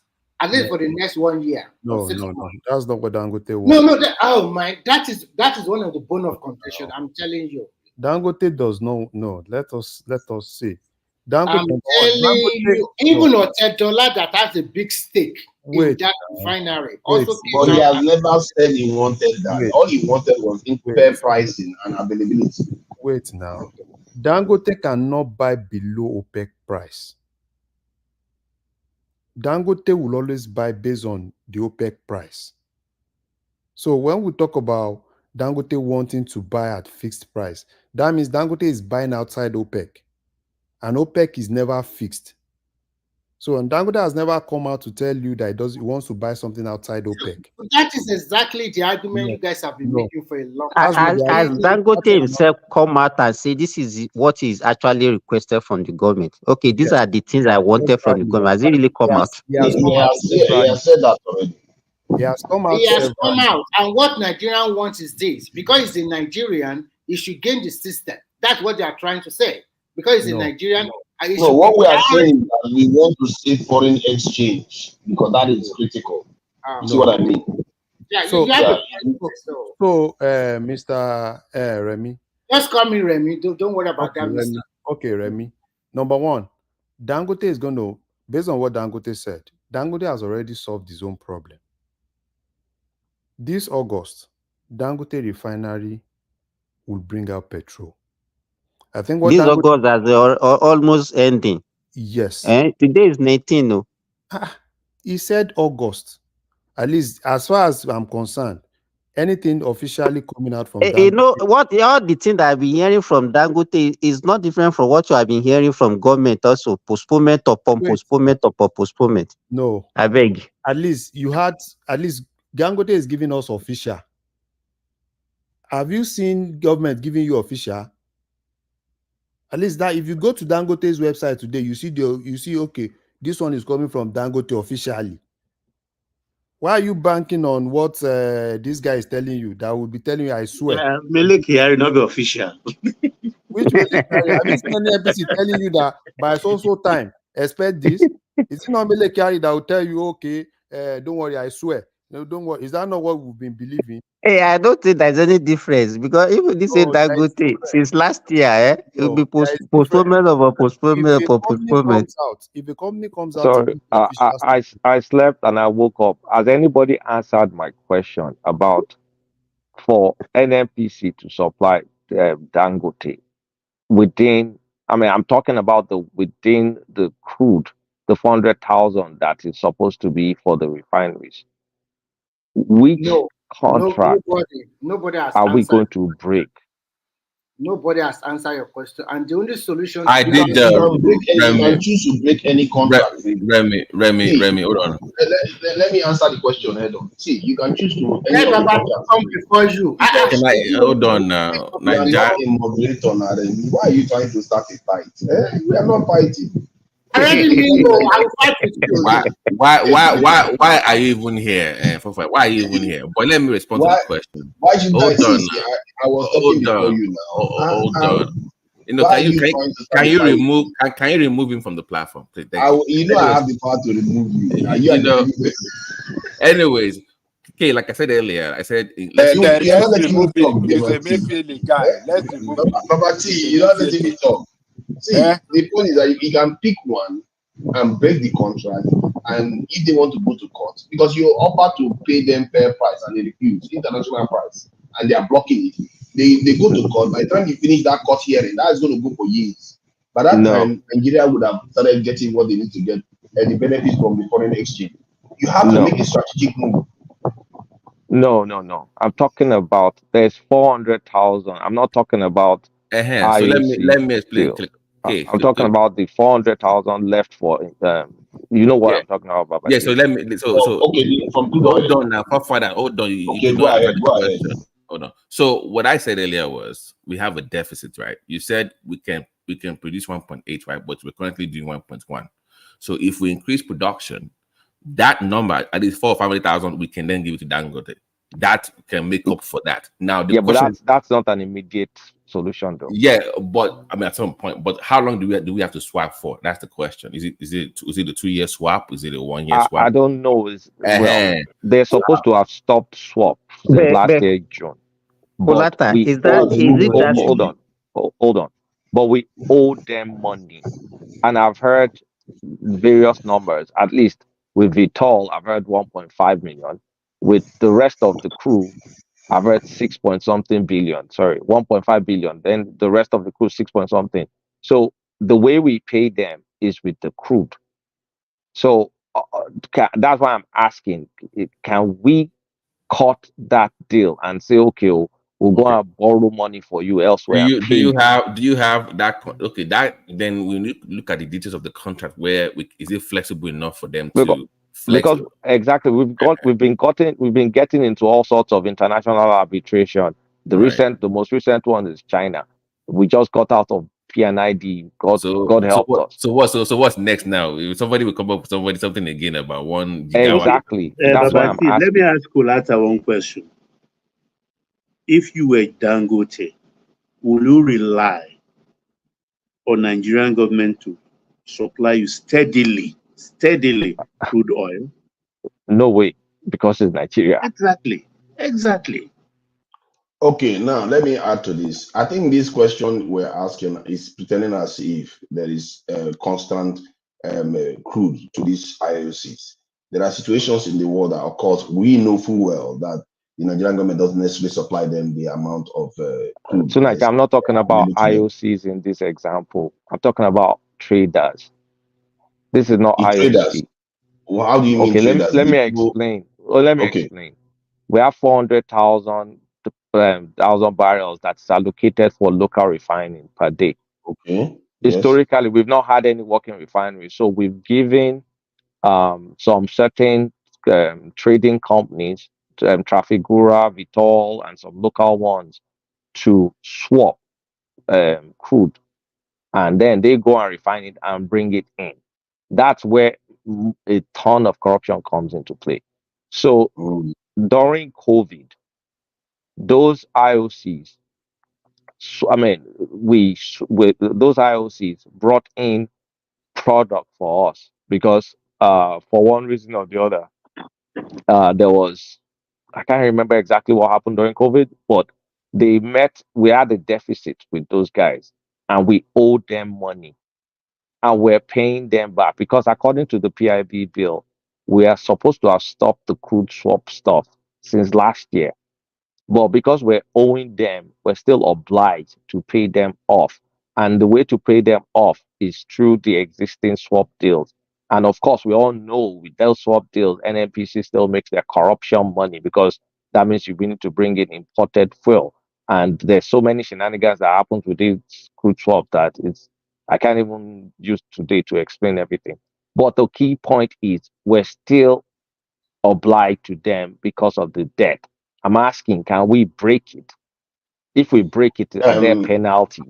Kolata, sorry. There would be penalties. Okay, go ahead. Sorry. Kolata, did you know that NNPC is seeking for $2 billion loan? I don't know what they want to use the money for. I know. They're seeking loan. I think I read about it.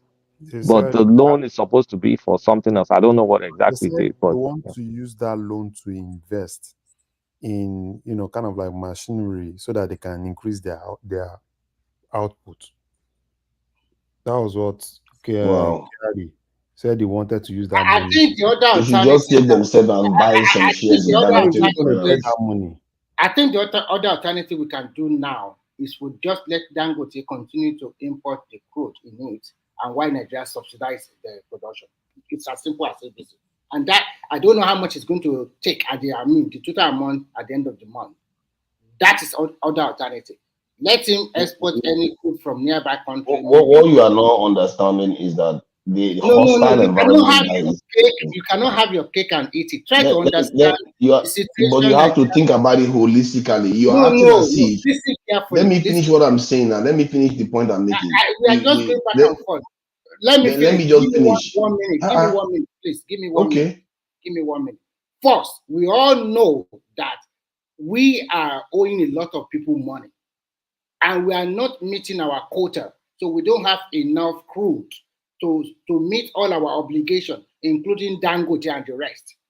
So what is the immediate solution now? That is what should be paramount. And the immediate solution, that's why I'm offering that.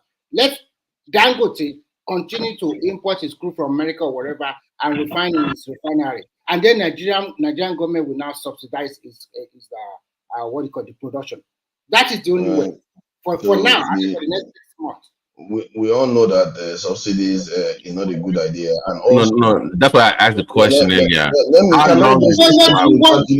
Getting interrupted? Can you guys let me just say one thing without getting interrupted? After all, Kolata made a point that I needed to address.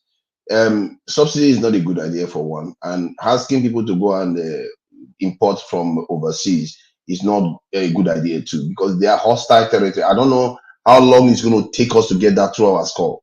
And secondly, regarding what Kolata said about during the COVID-19 period, there was a bit of a glut in crude oil during that period because nobody was buying. As a matter of fact, crude oil went negative in price at one point. So maybe that resulted in a backlog in terms of the Nigerian government being able to pay off their debts in crude. However, in terms of what is going on now, you can choose whichever one you want to break and let them take it to court. And you are offering them good money. Don't just break it and say, I'm going to steal all your money and not pay you. Offer them this in international prices for it. Take that crude oil and give it to Dangote. Because strategically, it makes more sense. It's going to benefit Nigeria more. Scarcity will go away. Foreign exchange will go away. And at the same time, you can still buy time with those. And if I'm not saying they're supposed to be local, you give them this. If they want to go to court, they go to court. The damage that occurs from that, even if the court finds you, you can pay it. Foreign companies, they do this all the time. Look at when you remember, I don't know whether anybody heard about the gasoline.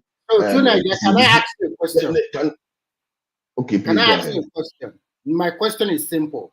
When you break those contracts and then they started seizing your assets all over the world, what are you going to say? No, they are not. You see, that because they passed this in the judgment. But you can take them to arbitration and say, I'm not taking anything from you. I'm giving you the money for it. I'm just saying that. So my point is that it's your country. See, if they start seizing your assets overseas, which I doubt that's going to result to, you're not breaking a contract. You're saying, I'm going to give you the money for this stuff. I'm just saying that the crude oil that you're buying to that end, I might even be looking to cover the cost for that aspect. So you can take it for arbitration and say, why are you are taking crude oil from me, but you are not looking to supply local this in the refineries, which is a bad this is deal in the first place by our Nigerian government, where you keep signing deals with all these people that take our crude oil and taking overseas. Let me finish my point, man. Let me finish my point, please. Can I finish my point? You are interrupting me a lot. Let's make it conversation. I just want you to take this point and then you continue.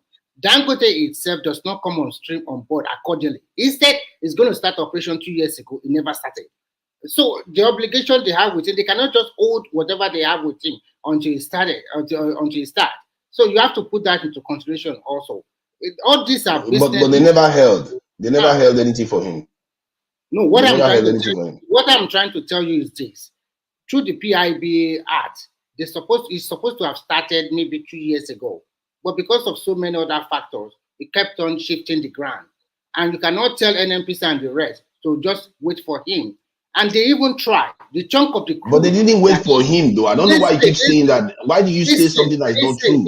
First, the chunk of the crude that he is using at his refinery now came from NNPC. So it's not that they didn't give him nothing. They gave him something. And they also have to readjust their obligation. It's not easy as what you thought. They didn't give him anything. It's almost as if you are arguing for IOC. 4 million barrels. No, they gave him. It was not for free. It was not for free. He paid for it. He bought from NNPC. It's not. He got from NNPC. I'm not saying it's for free. That you should understand me. Of course, he has to pay for it now. So that is normal. So, but I mean, it's a real conundrum. What I explained is, I think, is one of the conundrums. Kulata or Baba, what's the percentage of what an NPC gets from the IOC? Is it 60-40? It depends. The offshore one, the IOCs have bigger advantage, but the closer ones onshore, it's NNPC has 51. I think they have 49 or something. Baba, correct me if I'm wrong. You're very correct. And there are ultra deep wells now too. Okay. The ultra deep wells, the IOCs have the advantage in the. So in average, let's look at it averagely. So if you look at it averagely, what's the percentage? I don't know. Yeah, let's do that. No. Let's just say 50-50. Let's just say 50-50. Okay, let's say overall. 50-50. Right now, if Nigeria has, let's say 1.3 and 50-50, that means at the minimum, Nigeria will have around 650 or 600. And in terms of all those swap, how much is really going into that? That's the good question. And for how long would that swap be? We'll have no money left. So here's the thing. We have Why do you people 400,000 just keep allocated. saying we don't have money left? For We fathers, do. can you calm down? Can you remove this guy from? Can they finish their point, please? Baba T, you need to stop. I was the one talking when So, Remy took Well, permission to so let speak, them and now finish. you people have hijacked it. We don't want to hear from you. Larry, here's the thing. If you Shut up. subtract the NNPC they do have their own oil blocks that they have 100% control of. But Yes. a lot of all those ones are the ones. I mean, they've used a lot of that for loans, for borrowing and all whatnot. So the rest, let's look at this. We still have some balance that is allocated for swaps. Let's just say for local refining, whether they use it for swap or for sell it to refinery, that's whatever. So we have that, and that's supposed to be 400,000. And then we also have the buyers from NNPC that are contract buyers. It's not, I mean, they bought their futures contract.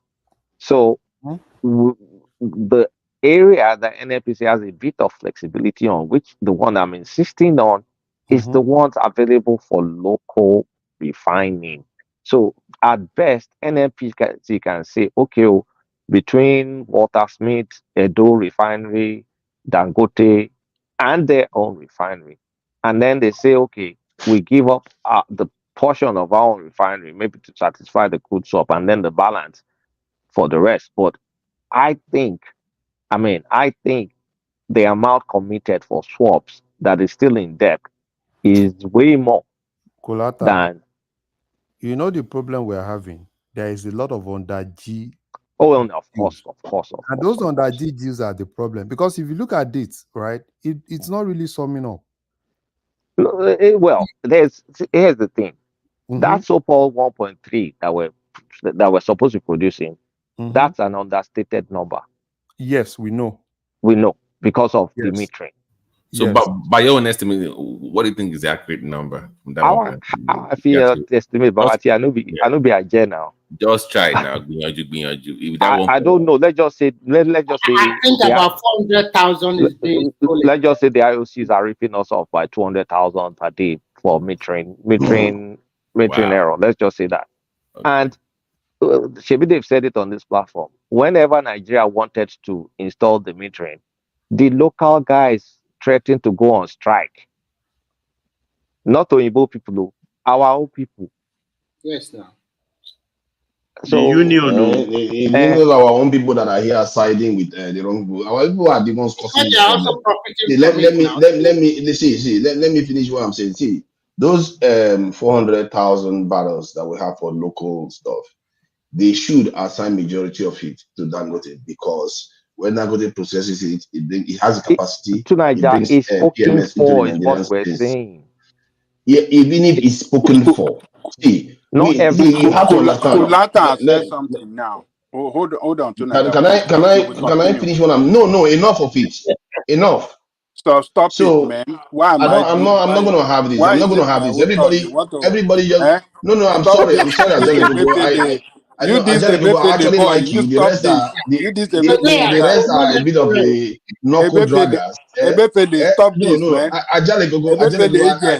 I like you. The others are knuckle draggers. I wish they were the ones that tried to interrupt me just now. I just wanted to get my point. Okay, land.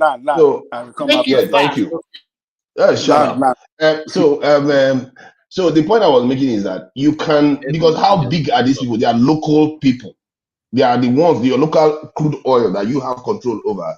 You chose to give it to them, and then they decide that they are going to. Then what's the worst that can happen? You give them their money back. Take your money and even pay them for the if you want to pay them for the damages or breaking their contract with whoever they claim to have contract with, which you have to prove. Then you pay that damage and give it to Dangote, because when you give that force to Dangote, hold on. Yes, and I don't believe what this argument people are making, because we are just making statements when we don't have any proof of what we are saying. We're just saying it that there are some shady people that take all our crude oil and all the rest. And also, the government has the leeway to increase capacity. They could invest in security that we always come back to all the time and increase capacity in Nigeria. Now, if you increase capacity by just 300,000, you have extra room to be able to supply Dangote. They have motivation now to do that. If they do that, this problem goes away.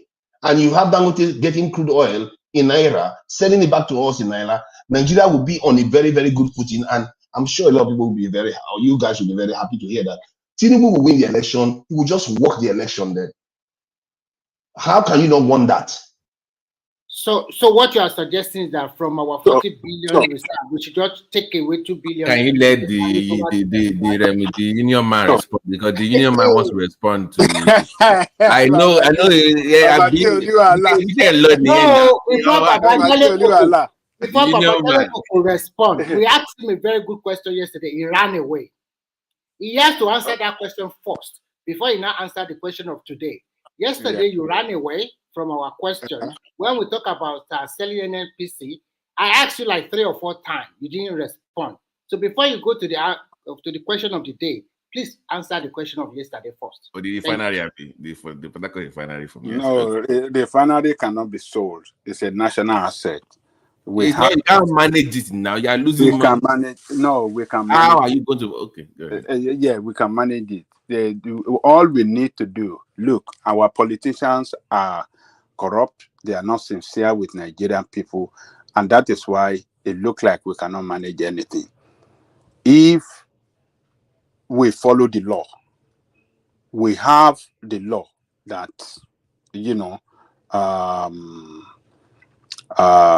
we have the law in place that we have to follow in management of all these assets and our resources. But politicians does not follow the law.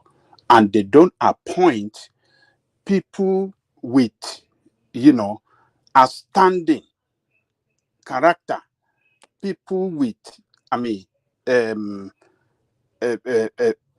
trustworthy and people with outstanding achievement in that sector to be the leader of that place. Because when you put people with outstanding record there, they will get their team that will surround them will be people like them that can really work hard to transform that sector. But we don't have, politicians will never put people with that quality in that place because of the corruption that they want to they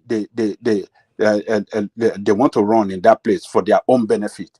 So we cannot sell it. Okay, it's our national asset. Okay, let me ask Ajani one question, please. Let me just ask you one question.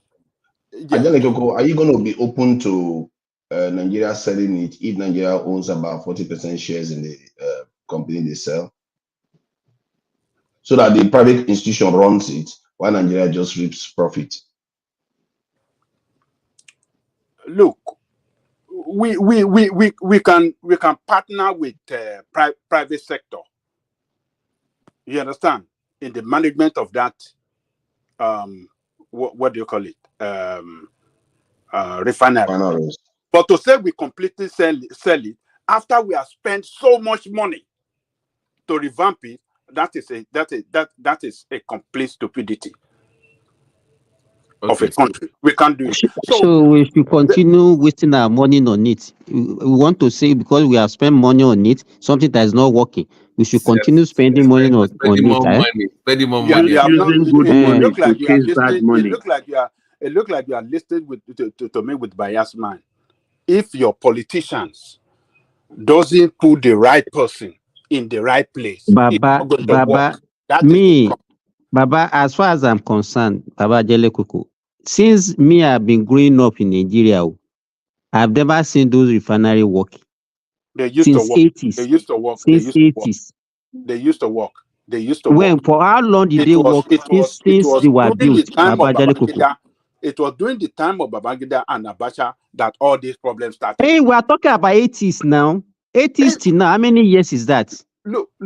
Babangida is in the 90s team, but I don't know where they used to work. You small boy. How do you know? How can you say Babangida is 90s? You're a small boy now. Were you born then? Babangida and Abacha were in the 90s. What are you talking about? Can Haven't you you heard hear of June people? 12? Can you hear what? Where did this guy come from? Can you hear Haven't what you heard he's of saying June now? 12? Baba Jare Koko, can you hear two Nigeria? He said June Babangida is 12 in the happened 90s. 1993. What is wrong with you?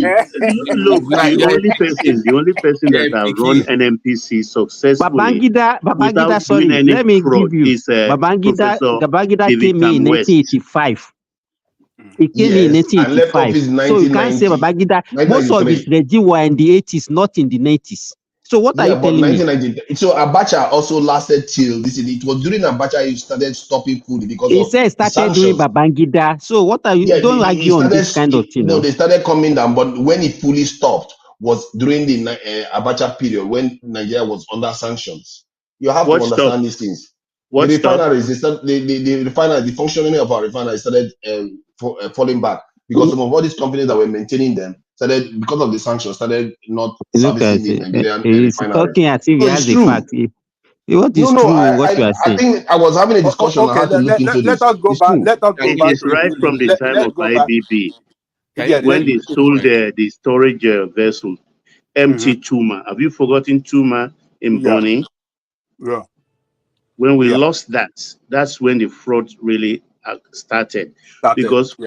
for instance, when we are doing turnaround maintenance, we will have enough stock of crude in empty Tuma.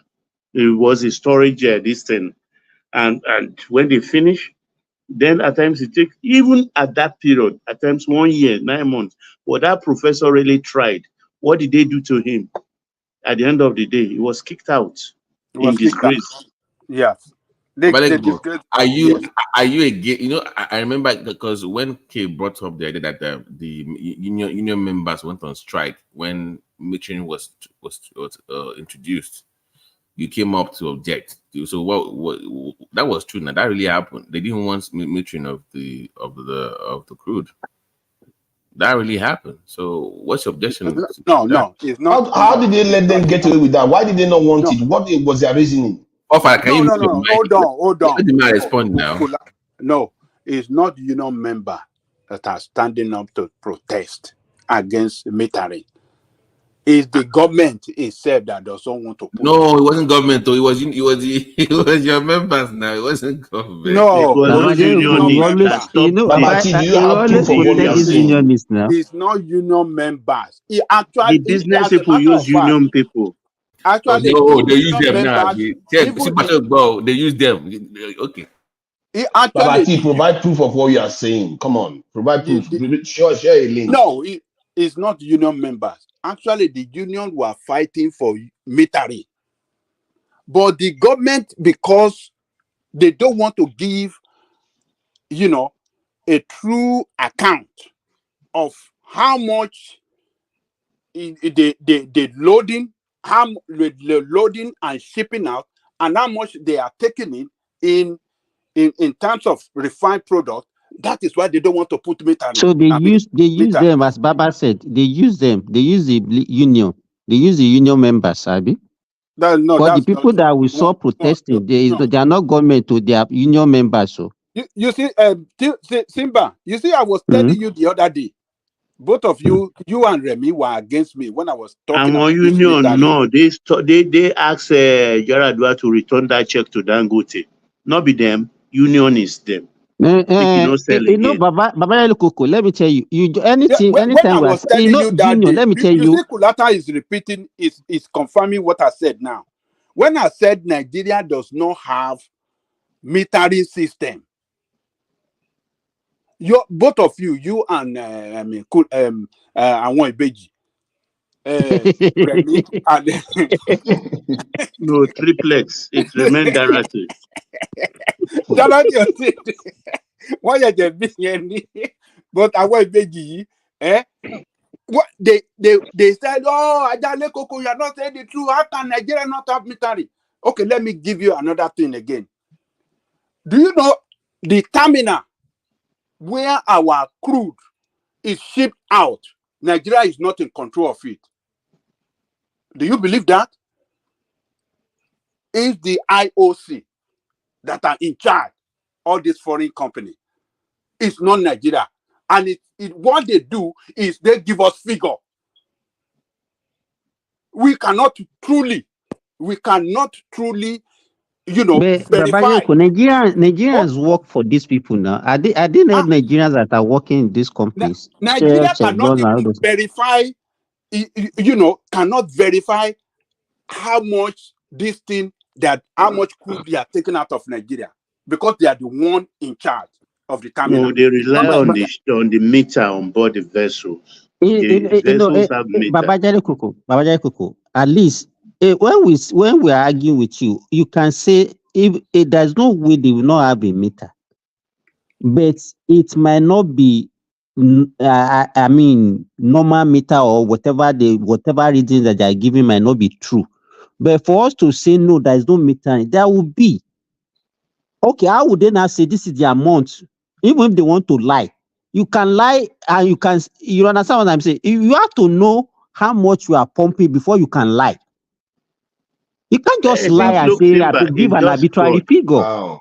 Take for instance agreeing a vessel. A vessel that's let's say the dead weight is maybe let's say 15,000. You understand? And that vessel has a capacity. A deadweight vessel of 15,000 can take 10,000 crude.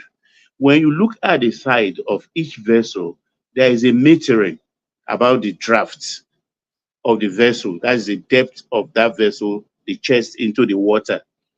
Any pilot, MPA pilot, or even a trained custom officer can read through that draft what's at the level of where the ship is to the water. You can make good guess that this vessel is having 10,000, 12,000 on board at the moment. But nobody respects that. So it's a combination of many things. Even clerks in that place, they make a lot of money on daily basis. You know, Baba, Can I just say an something quickly? average Nigeria can Simba, compromise. sorry. Baba, Simba, most let me of just say the something quickly. problem we have See, in Nigeria is coming from what from I've seen, that whatever that protest was, it appears to be an orchestrated one, not in the interest of the people. And I agree with Simba when he said, metering, you start from metering. You can't just have a national asset like the crude oil not being metered, that they are taking out of the country. And whoever participated in such a protest, they should be regarded as saboteurs. I can't even imagine some of these stupid things that people go out there to do, and they get away with it. That is equivalent to saying, every free for all theft. That is ridiculous. Also, regarding that is what they use all the union members in Nigeria to do. NLC, ASU, all the union in Nigeria to use. That's what they do, and that is why they are fighting to become the ESCOs. They make millions. Proof, right? Well, I gave you proof. Did you read the link? Saboteurs. I saw the division. Yeah, I saw the link, and the link is this in was based on what year, what time was this? What year? I don't think it's got it. Okay, yeah, last year.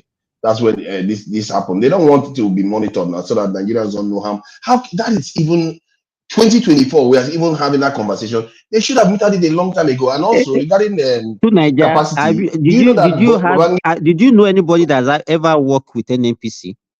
If you see people that work with an NPC, if you work there for 1 year, you become a millionaire. Do you think it's just their salary?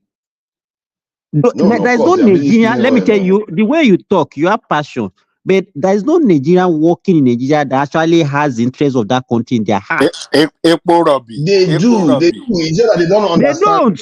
The thing is that, I actually believe that our leaders think that they're doing the right thing. The problem with them is that they don't realize that their own action is also contributing to the problems. They don't. That's the only difference. In their head, they just think that they are trying to get their own, but they don't understand that their action is the reason why they are in the state they are in the first place. That's what I see with most Nigerians. And to be fair, I was like that too. To Nigeria, 2 days ago, I was having a discussion with a professor. And I asked him, I said, if people you always going on strike, say government is not pumping money to, and I asked them, I said, why can't you people get yourself? Maybe want to professor each in each discipline and say, okay, we want to even set up our own university. What they will do is that all of them, they will be working in government institutions, then they will go into private university where businessmen set up for them to be working and be getting more money, and that's why they don't want to join IPPIS. Let me tell you, all these labor union that Babajale Koko used to defend, they are one of the major problems. If you see the kind of corruption, our health sectors, who runs it? Doctors. Who are the CMD of the hospital? Doctors. Who are the BC of the university that were always castigating? Professors. Are they running it well? But Have you ever isn't that the seen? point of what I was telling you before? Have you When I ever go seen back, when I go ASU? back to national security, people think I'm joking. Everything is infiltrated. It cannot be run well You when it cannot is defend not well yourself. Everything funded. is infiltrated. When it is not well funded, it cannot be run well. Baba, if you Yes. know how much the universities are making, and if you see what they are doing with the money, let me give you, for example, there was a time, this was as far as but like 8 years ago, that Unilon just do a post UTME that they because I don't even know, it's only in Nigeria that people used to do exam before you enter higher institution. You do jump now. After jump now, you also introduce another one. You still do post jump exam. Which to me, I don't. What did you just say? Did you say you do another exam after jam? Yes, now. You still do another exam after jump. What? Jam is already another exam. And the After schools WAEC, you do jam, and and you got the schools you do still another make one money again. from that. They make a whole lot of money from post That is what I'm saying, Larry. Oh my They, God! that year they had about 205,000 candidates for post UTME Union Lorry, and they collected 5,000 naira each from each candidate. Multiply that. Where is that money? Babajeko will say they are the school. I used to give example of what happened in Lautech. They had a VC. The guy was running the school with internally generated revenue. ASU of that institution, Lautech, went on strike. They said that money is not meant for them to be running the institution, that if the state are not ready, then they should pack up. And they went on strike and closed the school. We are telling you, it's like you used to defend all these people. Let me tell you, Babajale Koko, there's no sincerity in this country. Everybody is just working, everybody just after their own interest. It's sad to say, I agree with you on that. Let me just add to what you are saying. Ajahn Ekoko's point is not about defending corruption. He's defending the spirit of the institution, what it represents. It's like saying you should have security. Yes, it doesn't mean our Nigerian military or police is not corrupt and doing bad things. Is the spirit of the institution. Everything in Nigeria has been compromised. Churches, mosques, all of them. You see it everywhere you go, and the result you see on the ground is, my goodness, that stuff really gets to me. You see our people living like animals. Everybody is insulting us around the world. Our private jet is being stolen. The South Africans are insulting us as if we are not the people that were helping them just 40 years ago. This is the nature of things right now. And until, I don't think our people are ready. When things hit the fan, if we are lucky, we have the chance to fix this thing, we'll get out of it. Our people are not ready. That's how I'll leave it. Do you know that if you ask me today, one of the problems we have in that Nigeria is this union. And they are so corrupt. Last week, somebody was telling me about this Ajero, what's his name? How Ajero, do you know when they did this privatization of NEPA? So I think government was owing them, and at the end of the day, they were able to pay them. So they said Ajero hijacked this thing. He said he wanted to help them organize it. And somebody like that person that was talking to me said what he was expecting was something around like 2.5 million.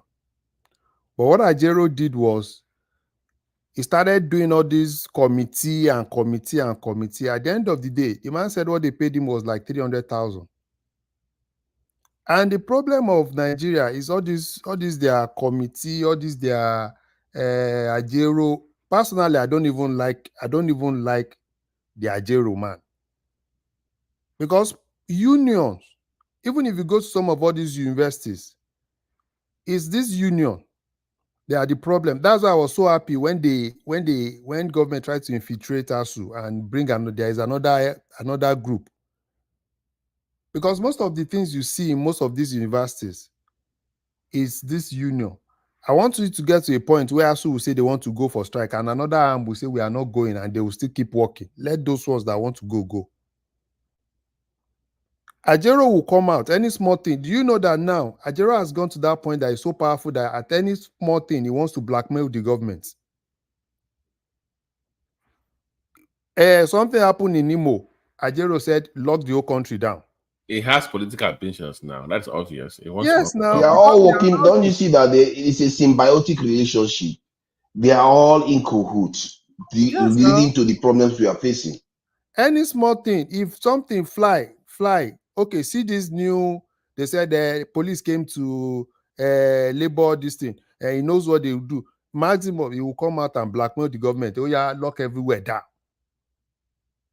And I think Tinubu is just still being lenient. He doesn't have this Obasanjo thing. Sometimes you just have to scatter them. Now, these same people. Can I ask a question? This might change the topic, but you can finish your point. Should we now relegate with now that they've seized Nigerian aircrafts and the embarrassment we've suffered internationally because of the state? Should we now demote Ogun State from being a state and maybe subsume it to another state because there is some I think we can cede Ogun State to Benin Republic. Let's stay on topic. maybe we should find something to do with Ogun State. All those professors that come from that state.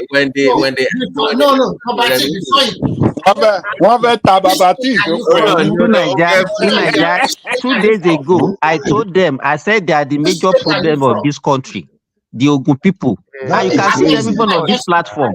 Ajale Koko, BG, Remi, all of them. Àwọn Ìjẹ̀bú sì súnmọ́ Èkó, àwọn Ẹ̀gbá yẹn lọ súnmọ́ Republican. Stop being a forger of the platform. Stop being a forger of the platform. Kí ló ń takò Ogun State fún? Kí la ṣe fún yín? Ilé ìwé ọ̀fọ̀dá ṣe fún náà, àgbọ̀bọ̀ tí ò ní state yẹn náà sọ̀rọ̀, stateless man. One state causing so much trouble. Which state are you from? Nigeria? Are you not stateless? Do you have a state? No. For all I know, you don't have from Ogun State. But the point is, do you have a state? With all the brains in that state, and look at the trouble they are causing the country. Do you have a state? To Nigeria, you are stateless man. I have a state now. My state is Nigeria. I'm just saying that we should cut out the weak links. Even with let's declare Nigeria persona non grata. We have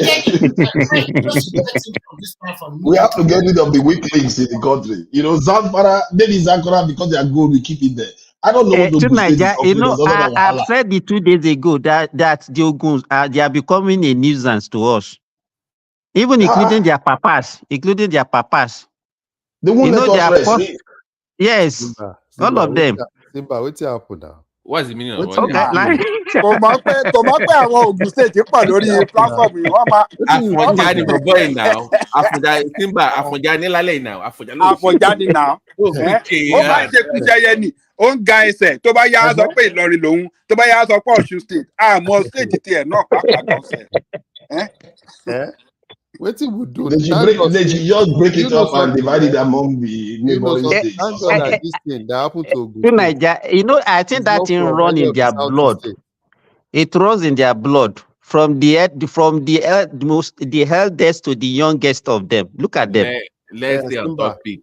What will have happened if any of the South? This thing that happened to Ogun State actually came from any of the Southeast states.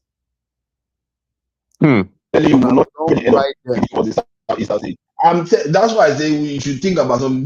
That state has a lot of professors with all their brains. Look at the kind of wahala they are causing. You go and sign an agreement that you give another person 80-30%. What kind of agreement is that? The problem, Larry, the man said he made a mistake. Don't mind him. He's not. That guy is just too stubborn. That guy is just too stubborn. Do you remember that when he came with,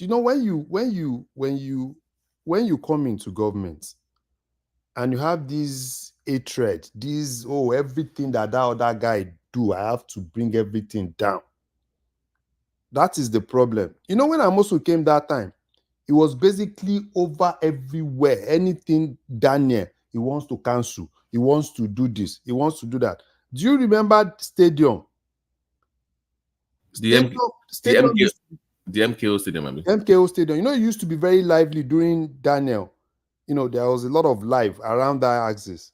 When this guy came, the Kuto area, that the Kuto area, you know, in Abeokuta, it was Stadium was, you know, business, a lot of guys kind of like. I think even that time they were staging some international competition. Yes.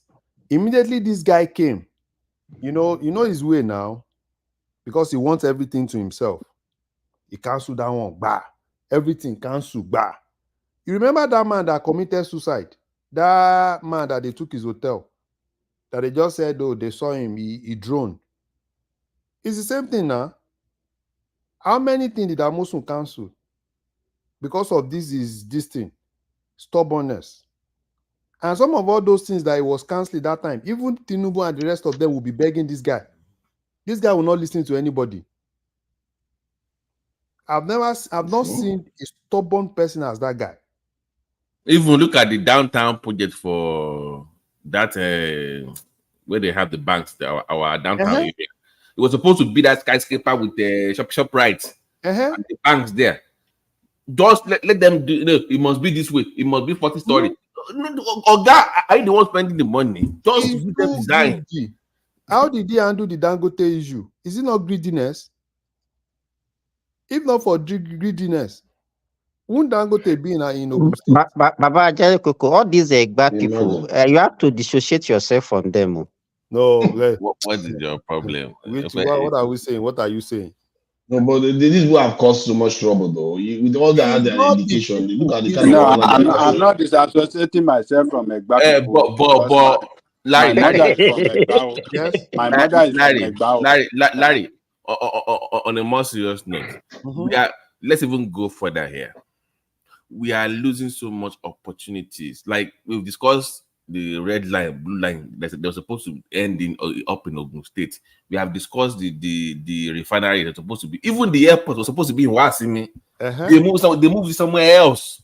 Where it's not very, because once Lagos builds their second airport, it's over. What's the point of building airports there? I'm not expecting anything from Dapo, because Dapo just needs retirement and is trying to take all his retirement fee. Yes, all what Dapo is doing now is try to take his retirement fee and go back to his normal oil and gas business. So that's why I don't even want Dapo to Larry, what's the point of the airport? Once Lagos build the second airport, it's over now. They will just take over the whole thing. So what's the point of the airport there? I think they've given it to Nigerian Air Force now. They said they want to turn it to Air Force Academy. So all the money we spent. Remember, the money we spent wasn't for the airport only. It was for the. Why did he build that airport? You know now he just want an hangar. Now, all of them want hangar now. Bring your private jet, put it there. That's why he built the airport now, not because it's. But they bought acres of land. They bought land now for agro hub. Now it was supposed to be agro hub. That was what the plan was. That guy does not even care about that thing that you are saying. That guy does not care. I think Ogun State does do quite a bit of manufacturing, so maybe they will benefit from having. That's the manufacturing hub now. But then that's the point I'm making. I have to split it. You want me to be praising people that are just sabotage the country? The point is that it would be good for them to have a way of transferring goods and all the rest. So airport is not a bad idea, even if it's close to Lagos. It's not where it's supposed to be. Because wrong location. Manufacturing is happening is another place entirely. If it's in Wasim, it's closer to that place that the manufacturing is. But building that airport close to Shagam is another different axis. And he purposely did it because of his own selfish interest, because he's from Shagam and his house is in Shagam. So basically, he will fly his private jet, drop it in that airport, and just, quickly go to his house. I don't understand this thing that we do where we always make it about ourselves when we are talking about national interest. Because if it was would have been beneficial to put it in the manufacturing area, why would you just go and put it in a different education just to satisfy yourself? I don't understand that kind of thinking. Other people in other countries don't think like this. So like the country in the UK now, most of the stuff is in the south. I don't understand why they have to put something where it doesn't belong, and just because you have to make a point that you exist. After I the don't get it. whole Songo road to Abeokuta, have you any update, Larry? Nothing, none. Nothing. No, I think it started great. They only came there to come and clear, to come and stand field now. No, he doesn't have a choice. They are pressing his neck everywhere, pressing his neck. Particularly one guy, one of these Soweres guy, this Shegun Law, what's his name? It's from that area. It's from that area. So that guy is really pressing his neck.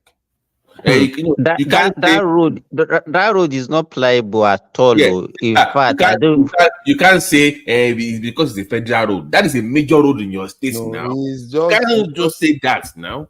It's just that's why for me, if the Yewa people, if they can put themselves together, whatever it will cost them, let them bring their person. No, yeah, Babati, the way that Yayi is spending money, if you see the empowerment that this guy did, I've not seen empowerment as big as that. Even more than the Dikpo. No, let me look for it and give it to you. The empowerment, I was like, wow. But all those things, are they not the investment that is doing towards the election? Is he not going to recoup all those money back? But that guy has been doing it for long. You will see, but you will see the money anyway. But at least do something. Is what we are saying now. At least do something. Simba, somebody is doing empowerment. Is not giving them money. You are doing empowerment. You are giving them keke napep. You are giving them sewing machine. You are giving them air dryer. You are giving them at least one or two, 3 tractors. Are those ones are? Is it not Nigerians that are accepting these things? See, Nigerians don't know how to look at their leaders yet. Do you know something I noticed recently? There was this lady in Kenya, and she brought this video and complained that their head of CBN was being visited by IMF, and they didn't like it. The Kenyans didn't like it. So it shows you now that the Kenyans, their consciousness of the kind of stuff that sabotages the nation, you know it. Like when you say that somebody's giving people a hair dryer and all those things, our people don't realize that these people that are doing this, they are not good people. When you do that, it just betrays that you are not there to serve the people. You're just there to bribe them and hopefully win the election. Then that money that you've just given them, you steal far more from them than that. And our people don't know how to look at these things yet because there's so much hunger in the land. And people, so to be fair, sometimes it's not just about hunger. People are just greedy. They'll just take it anyway and do what the guy wants them to do. So until we start, like I said, we are not ready. When things hit the fan and our eye open, Nigeria will sort itself out if we are lucky. That's my take on all these other things. It's just nasty when politicians just show up. And even look at one of the things, I think somebody made a video about it, said every problem in Nigeria now is bag of rice. Every problem in Nigeria is bag of rice. Any problem they have, politicians will bring bag of rice to go and give people. What kind of politicians are you know one of the people that will be shouting about hunger? I don't give anybody a bag of rice. So see, not for election anyway, or to try to win your vote. Oh wow, that's a lot though. I dropped it in the chat. Yeah, I don't know if anybody can. I can see it now. Even cars. Oh God! Wait. Even cars is giving them bosses. Wow, this is huge. Massive. Give them jobs. You keep giving them. No. What are those cars for? No, boss. Those are jobs now. Donation. Okay, it's not so bad though. Tractor. Tractor. They brought tractors. Oh, that's not so bad. Now tractor is not so bad. Because tractor will give people a kind of a way of life, isn't it? They can use it to farm, and people that sew clothes can use it to sew. Okay, I don't mind about that one. The one I mind about is this Larry, food is business. it for a senatorial district? Yes, now. Oh my God. It's for a senatorial district now. Oh, yeah, Central is. I hope they don't go and sell it, you know. Imagine Central do this and East do this. I'm very sure that some people is getting finance from somewhere. No, he has money now. He's the chairman. Of course, he's getting finance now. Corporation. Let me ask. All those people that are giving this thing, do they like do some kind of checks to make sure that the tools that are giving them, they are going to use it for their lifestyle? Like, Some of let's them say go and somebody sell is it driving. now. So even though some of them, That's my concern. No, they go and sell it now. They are party members now, of course. So it's not like they know who they are. It's not like they're just giving random. You know, the thing is, even though some of them will sell it, at least some of them will also use it. At least if you are giving people grinding, It has to be used somewhere. To be fair, it has to be used if you are somewhere. giving people Even if they grinding sold it, they will machine, sell it to somebody that you uses give it. them grinding machine. It's not like they'll go and put grinding machine in their room now.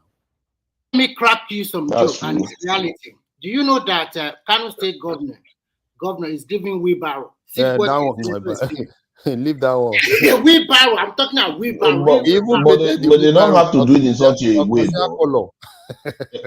Larry, they don't have to do it in such a way. They could just get the names of the people and let them know that this is what they are entitled to. Then they send it to them. Junior, what about your senator? When I saw this thing, I was like, wow, this is the first time Yewa, those Yewa guys are seeing that representation. Let me share this, Larry. Let me share this in our Egba group. I need to have some conversation. Let me share this in our leave our people. Why does he have to paint the bosses in his face anyway? Is that his money that he's spending?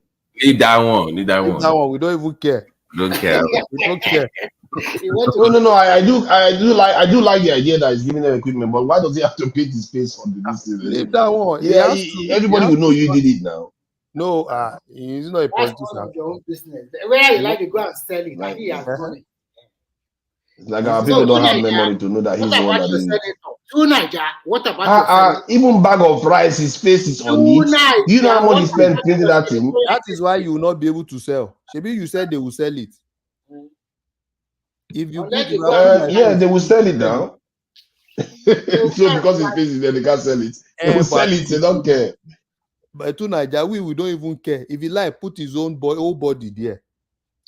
The bottom line is, to be fair, that's not somebody that have learned how to sew. You give that person sewing machine. One way or the other, you are empowering that person.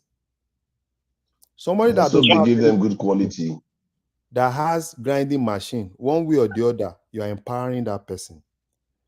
A man that is, I agree with you on that. Are you sure that the people that get the sewing machine are reap people that have already learned sewing before? Plus or minus, even if they've not learned. Didn't hear what he said? If they have not learned it, then he will sell it. If he sells it, Simba, can you tell us what your governor gave them in Osun State? We dance now. Okay. Is this Ogun State? This is kind of stuff Ogun State will do. Is it Ogun State? Yeah, it's Ogun State. Of course, is this Ogun State? Now. Tell us about you see, it's got to be Ogun State that will do something like this. Oh my God! They even give them hair dryer. What kind of those hair dryer machines? And that's old school hair dryer machines. So who uses that anymore? Leave that one. Did those people tell you that they don't like it? Okay, fine. I'm not going to complain about this. This one, I can't take yes for an answer. That one is fine. On a more serious note, him coming from Lagos and being from Ogun, at least you can take the Lagos template, and even if you going to focus on that side of Ogun, they need it because they've abandoned them for decades. It's you know how happy those guys are. So I don't. They are just happy that this is the first time they are seeing. Even people in Lagos, if you see some comments, people in Lagos are now saying, "I beg, come back to Lagos," because that woman that replaced you is not even doing anything. Yes, so it is only that Lagos State East, that guy, a banker before, that is doing wonderfully well. I forgot his name. Ashiru. No. Aburi or something like that. That for Lagos East. Lagos East. That guy used to be a former banker. No, I know Ashiru. I know Ashiru is there. What's this woman? That other woman. I know that one is that woman, but the other guy, they just this is the second time in the Senate. No, is it not Oyinlokun? What's it called? No. If I can remember his name. Abiru. Yes, thank you. Yeah, that's what I said now. You said it's not Abiru. Abiru. I don't know, sorry. Oh, it's Abiru now. Adebule. That one, where is she? Is she even around? That woman. That one is not doing. I think they just compensate her. Okay.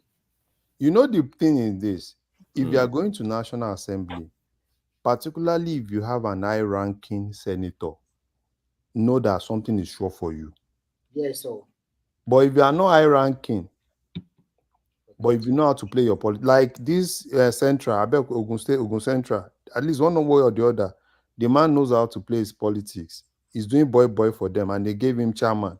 He's the chairman, Senate Committee on Communication and ICT, all these NCC, and so most times you see him with this guy, this Minister for Communication. The young Labour guy. Yeah, they are always together most times.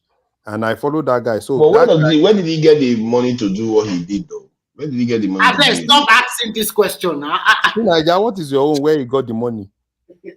No, it's important now because the reason why I say this is there are people with a lot of deep pockets. No, for you to become a billionaire senator in Nigeria, you're already a multi-billionaire. It's not an easy task. To Naija, he knows how to play his politics well, and is able to use his politics to get things to his people.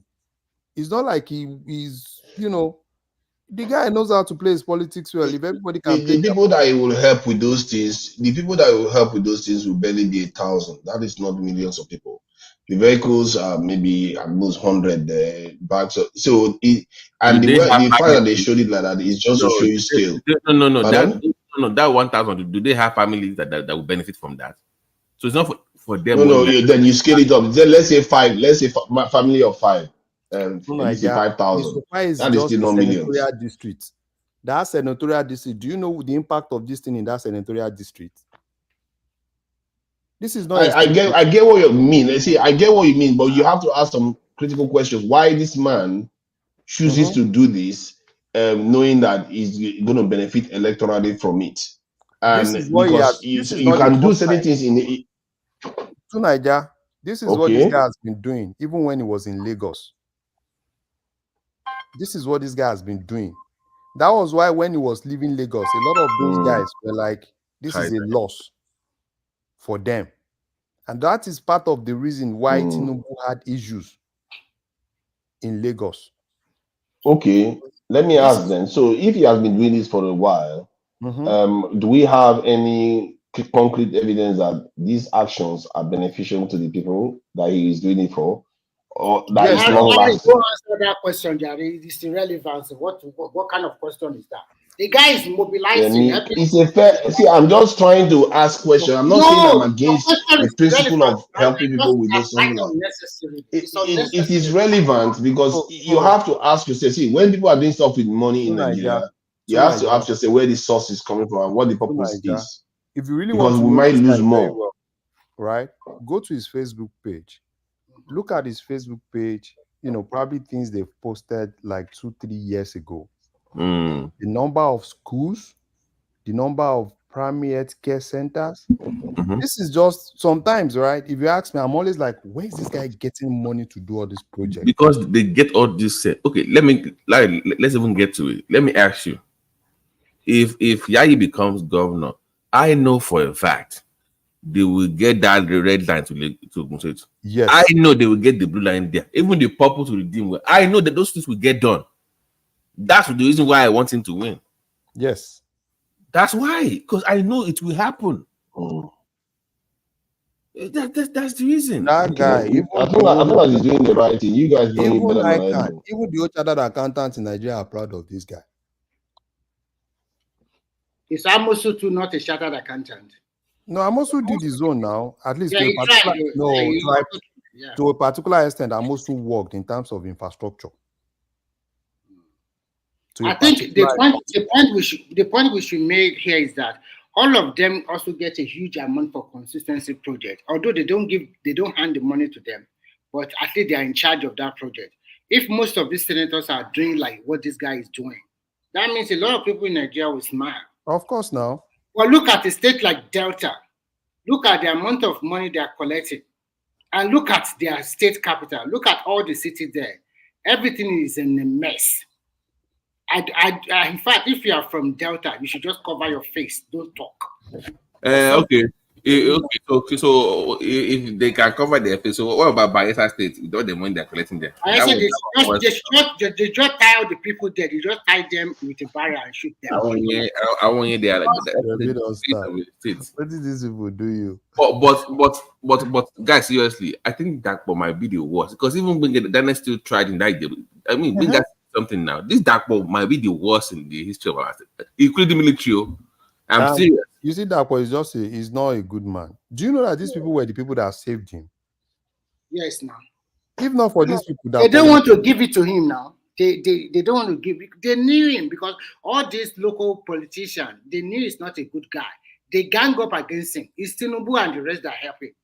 If not, if not for this guy, this Yayi guy, Dakpo will not smell that place. Because that day, because me, I was close, I was on call all through what's happening.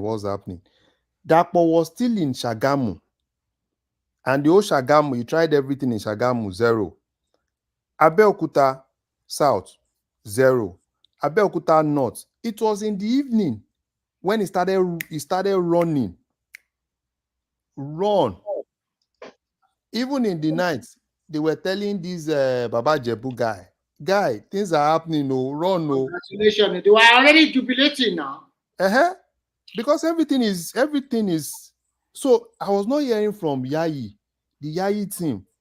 I was checking them, what's happening, those guys were just silent. They were busy doing pam, plus or minus. And they were able to help this guy. See the way this guy was almost carrying Yayi like, machine. And what exactly have you done to those people? Nothing. It is that senatorial district that helped him to win that election. But he didn't. Don't talk about him. I know some of our people are still saying, I was talking to some of our people in Abeokuta. I say, see, anything, just support this guy. Don't listen to the likes of Amusu and the likes of is that what I observe is that like Ogun State now, you would think, they will be, it's close to Lagos, isn't it? They should be far more developed than they are right now. When you look at I'm not talking about somebody that has been on the ground just walking everywhere in Ogun State, but when you look at the area shots of Ogun, it just looks like they are not as developed as they should be. And many southwestern states are similar in similar veins. So the question I was just curious that how No. Most of the other southwest states are not similar to Ogun East like that. You can't say something like that now. Are you saying they are worse? They are not worse. They are better off. Are you saying they are worse? They are better off. I don't know. Okay. So you are saying that the state that is closer to Ogun is worse off? They are closer to Lagos is worse off than the others. To Nigeria, it's not that Ogun State is not developed, right? The problem is this. Ogun Central development is in Ogun Central. There are a little bit of developments in East. But the problem is the place that is so close to Lagos, which is Ogun West, total neglect. And what happened in Ogun politics is basically everybody, when you get there, do to your people. Amosu got there. Amosu basically focused on Abeokuta. It was from Abeokuta, it turned Abeokuta to construction sites. Yes. Roads upon roads, bridges upon bridges, even unnecessary bridges. Bridges that that are unnecessary. He built everything in Abeokuta. Total neglect of the West. And that West is where probably if you are living in Lagos, that's the closest place to you. And those are places that you always see. Well, but then why is Ogun State the 8th state in Nigeria in terms of GDP? You would think it should be next to Lagos, given the GDP. Ogun State has a lot. They make a lot of money. Even Akwa Ibom is higher. Imo State is higher than Ogun State in GDP. How is that even possible? Okay, Delta, you can say oil. Anambra is Ondo is higher than Ogun State. Where are you getting your figures from? Where are you The getting your population figures of from? Pardon? the No, no, state. it's in Nigerian data. And No, I no, Ogun know. in State, terms from what I of gather, I'm just trying to get it at something here. Ogun State, because of what happened recently, they have the highest concentration of professors in Nigeria, if I'm not mistaken. They are so highly educated in that state. How is It's it that not so Ogun State. You their know, no. performance? To Niger, what you are is not true. How can you say Ogun State has the highest number of professors? Because I hear that Ijebu people and quite a lot of Ogun They State were don't. highly educated. It's not a fact. The Ogun people. They are not academians. They are not. They are captains of industry. That's where they go. They are not professors. Oh, am I wrong to say that the Ijebu people are highly educated? Yeah, This thing, quite a lot of education Ogun is people are not to highly get to educated. professorship now. It's not only professors that Yeah, are okay. educated. Now. Which state would you tell me in Nigeria that has the highest concentration of professors? I think if I you are think it's talking Ogun about State. that, Ekiti it's now. not Ogun. Ekiti. Ekiti, Ondo. Uh-huh. It's in Ondo. Okay. Ondo, if you are saying it's Ondo, but from what I gather, it's supposed to be people from Ijebu. They have families and families that they have to have professors in Let them. me tell you, So, the Ogun people, they are bankers, captains of industry, they are professionals. They love professional courses. They are not professors of university and all those things. The Kitty people and Ondo, they are the one that are noted for that. okay. If they are captains of industry as you described, then and they do a lot of manufacturing. I don't understand how Ondo is higher than them in terms of GDP in Niger, Nigeria. Although you should know now, it's Niger, because of oil now. Most of the Niger, states that you are mentioning is because of Niger. oil. All those states you are mentioning, They are oil Ogun producing states. State is not doing bad though. Particularly, let's based Lagos on is not producing oil. But look no, at no, how no. much Wait money now. they are Let's generating. start with VAT in terms of what they generate from VAT in each of these states. Outside, let me drop that. Lagos, after Lagos and Rivers. Yes, now let me put that in the chat. This is 2021.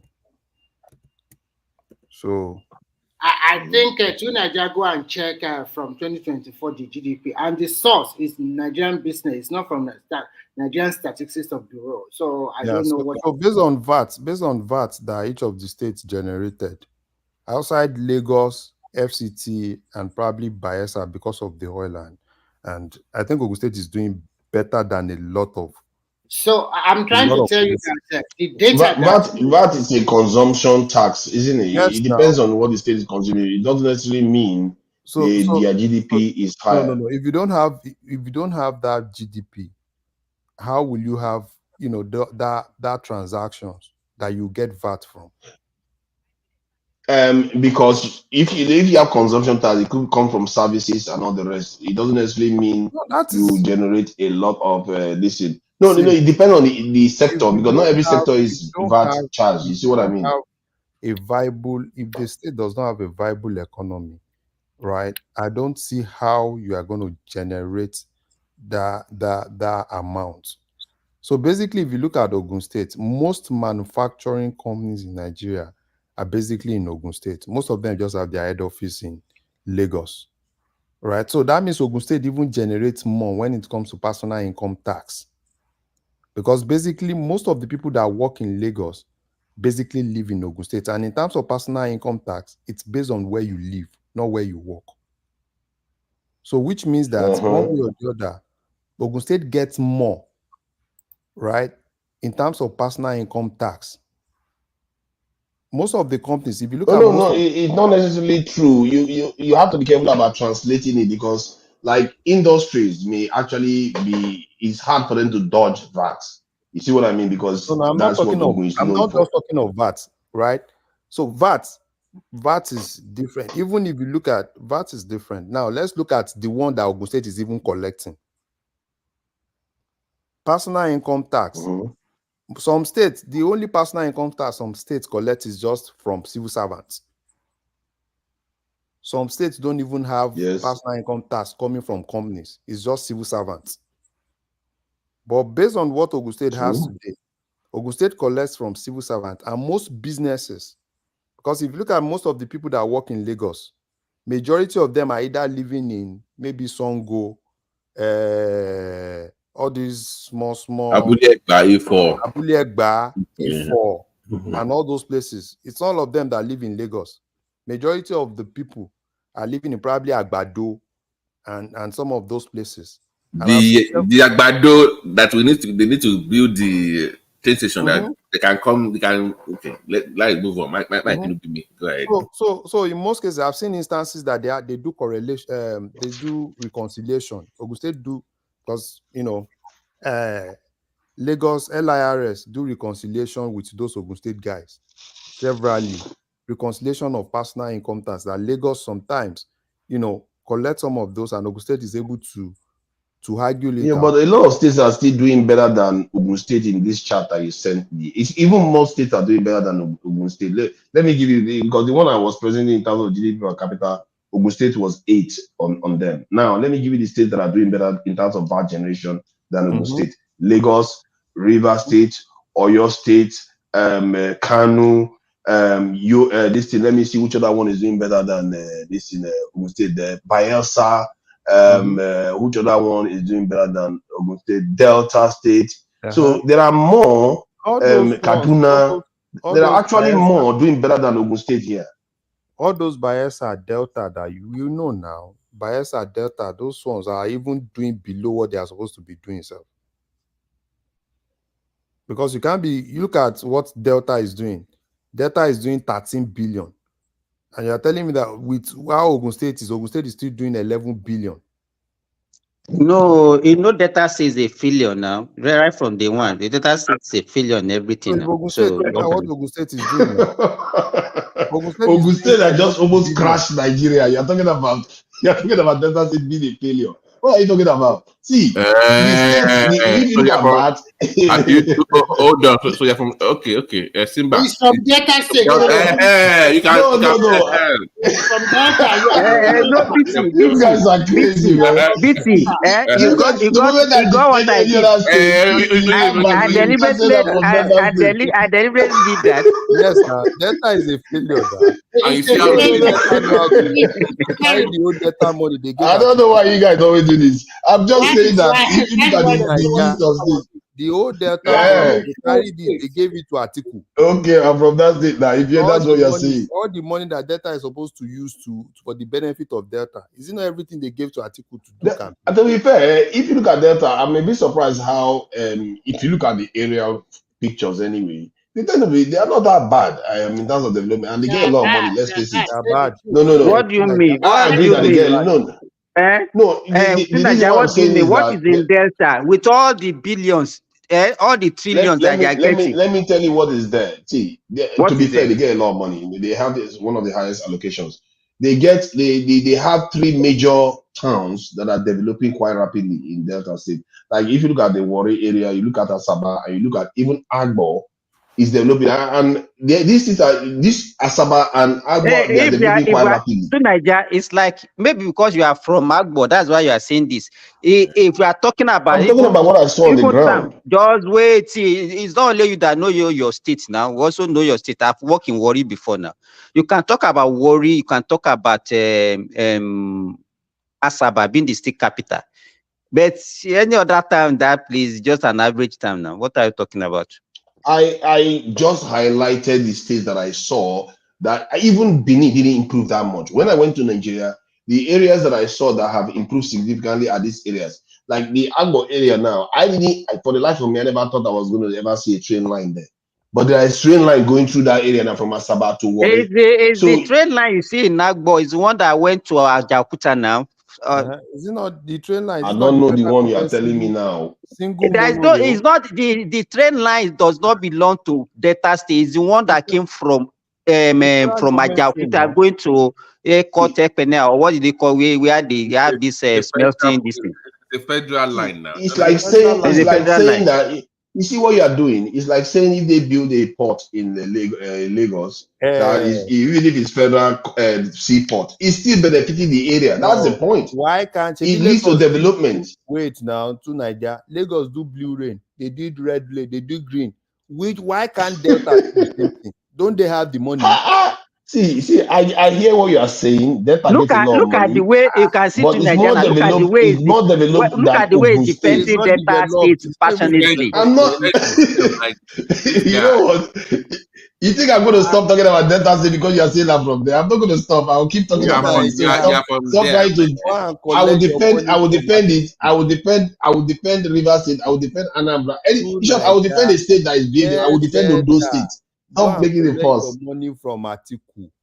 Go and collect See, your money from Atiku. hold on. The point we were raising was that whether they should, decommission this in Ogun State. Because that state seems to be a nuisance right now. They They can't and with all decommission. that brain They can't and captains of decommission Ogun industry, State. they are causing so much problem for Nigeria. Tonight, I just sent your hometown. I watch on YouTube. It's a glorified. Just click on the link and send. Where is my hometown that you're giving me now? Tell what is wait, the hometown? you are looking what I'm talking. Let me That's see the your hometown you're answer. giving me now. Click on it. Click on it. Oh No, my God! You know when I backed that boy. You know when I backed when I backed Emefiele, you guys started complaining. See, the reason why we like Dangote right now is not because he's not part of the corrupt establishment, but the reason why we backed him is because what he's doing benefits the people too. And when I made an argument that Emefiele transformed the payment system in Nigeria, it's like just because he did bad things doesn't mean he didn't do Yeah, those but to things. Niger, He did those things too. Simba. Eh? Simba, may I have not seen Delta before, but this thing you sent, to Niger, don't talk about Ogun State again. Abeokuta What are you talking about? Abeokuta This is not the far better capital than of what I'm this seeing thing now. now. No. This is not. Hold on.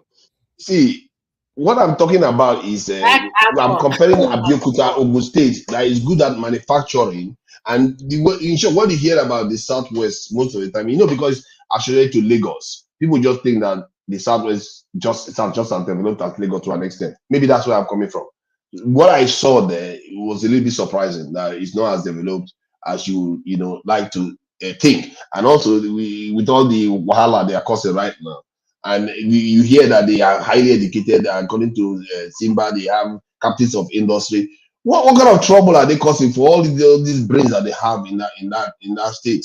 So that's where I'm coming from, and I feel like the result you should get from such a state. And you guys tell me that it's the manufacturing capital of Nigeria, and yet look at your GDP is so low.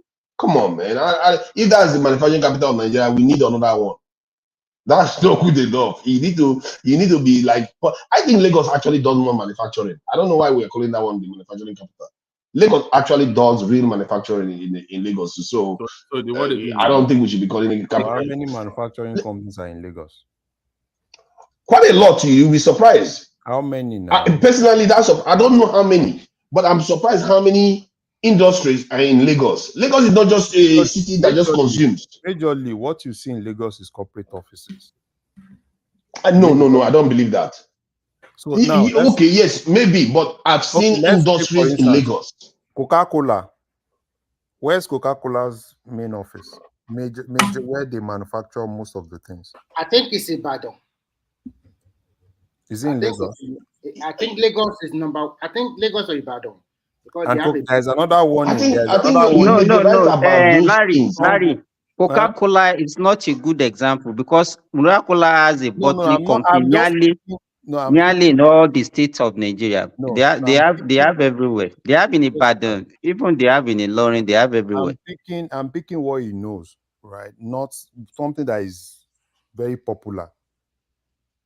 Right, that's why I'm see. I hear what you're saying. Maybe big institutions that does it outside Lagos. No, try to understand what I'm saying.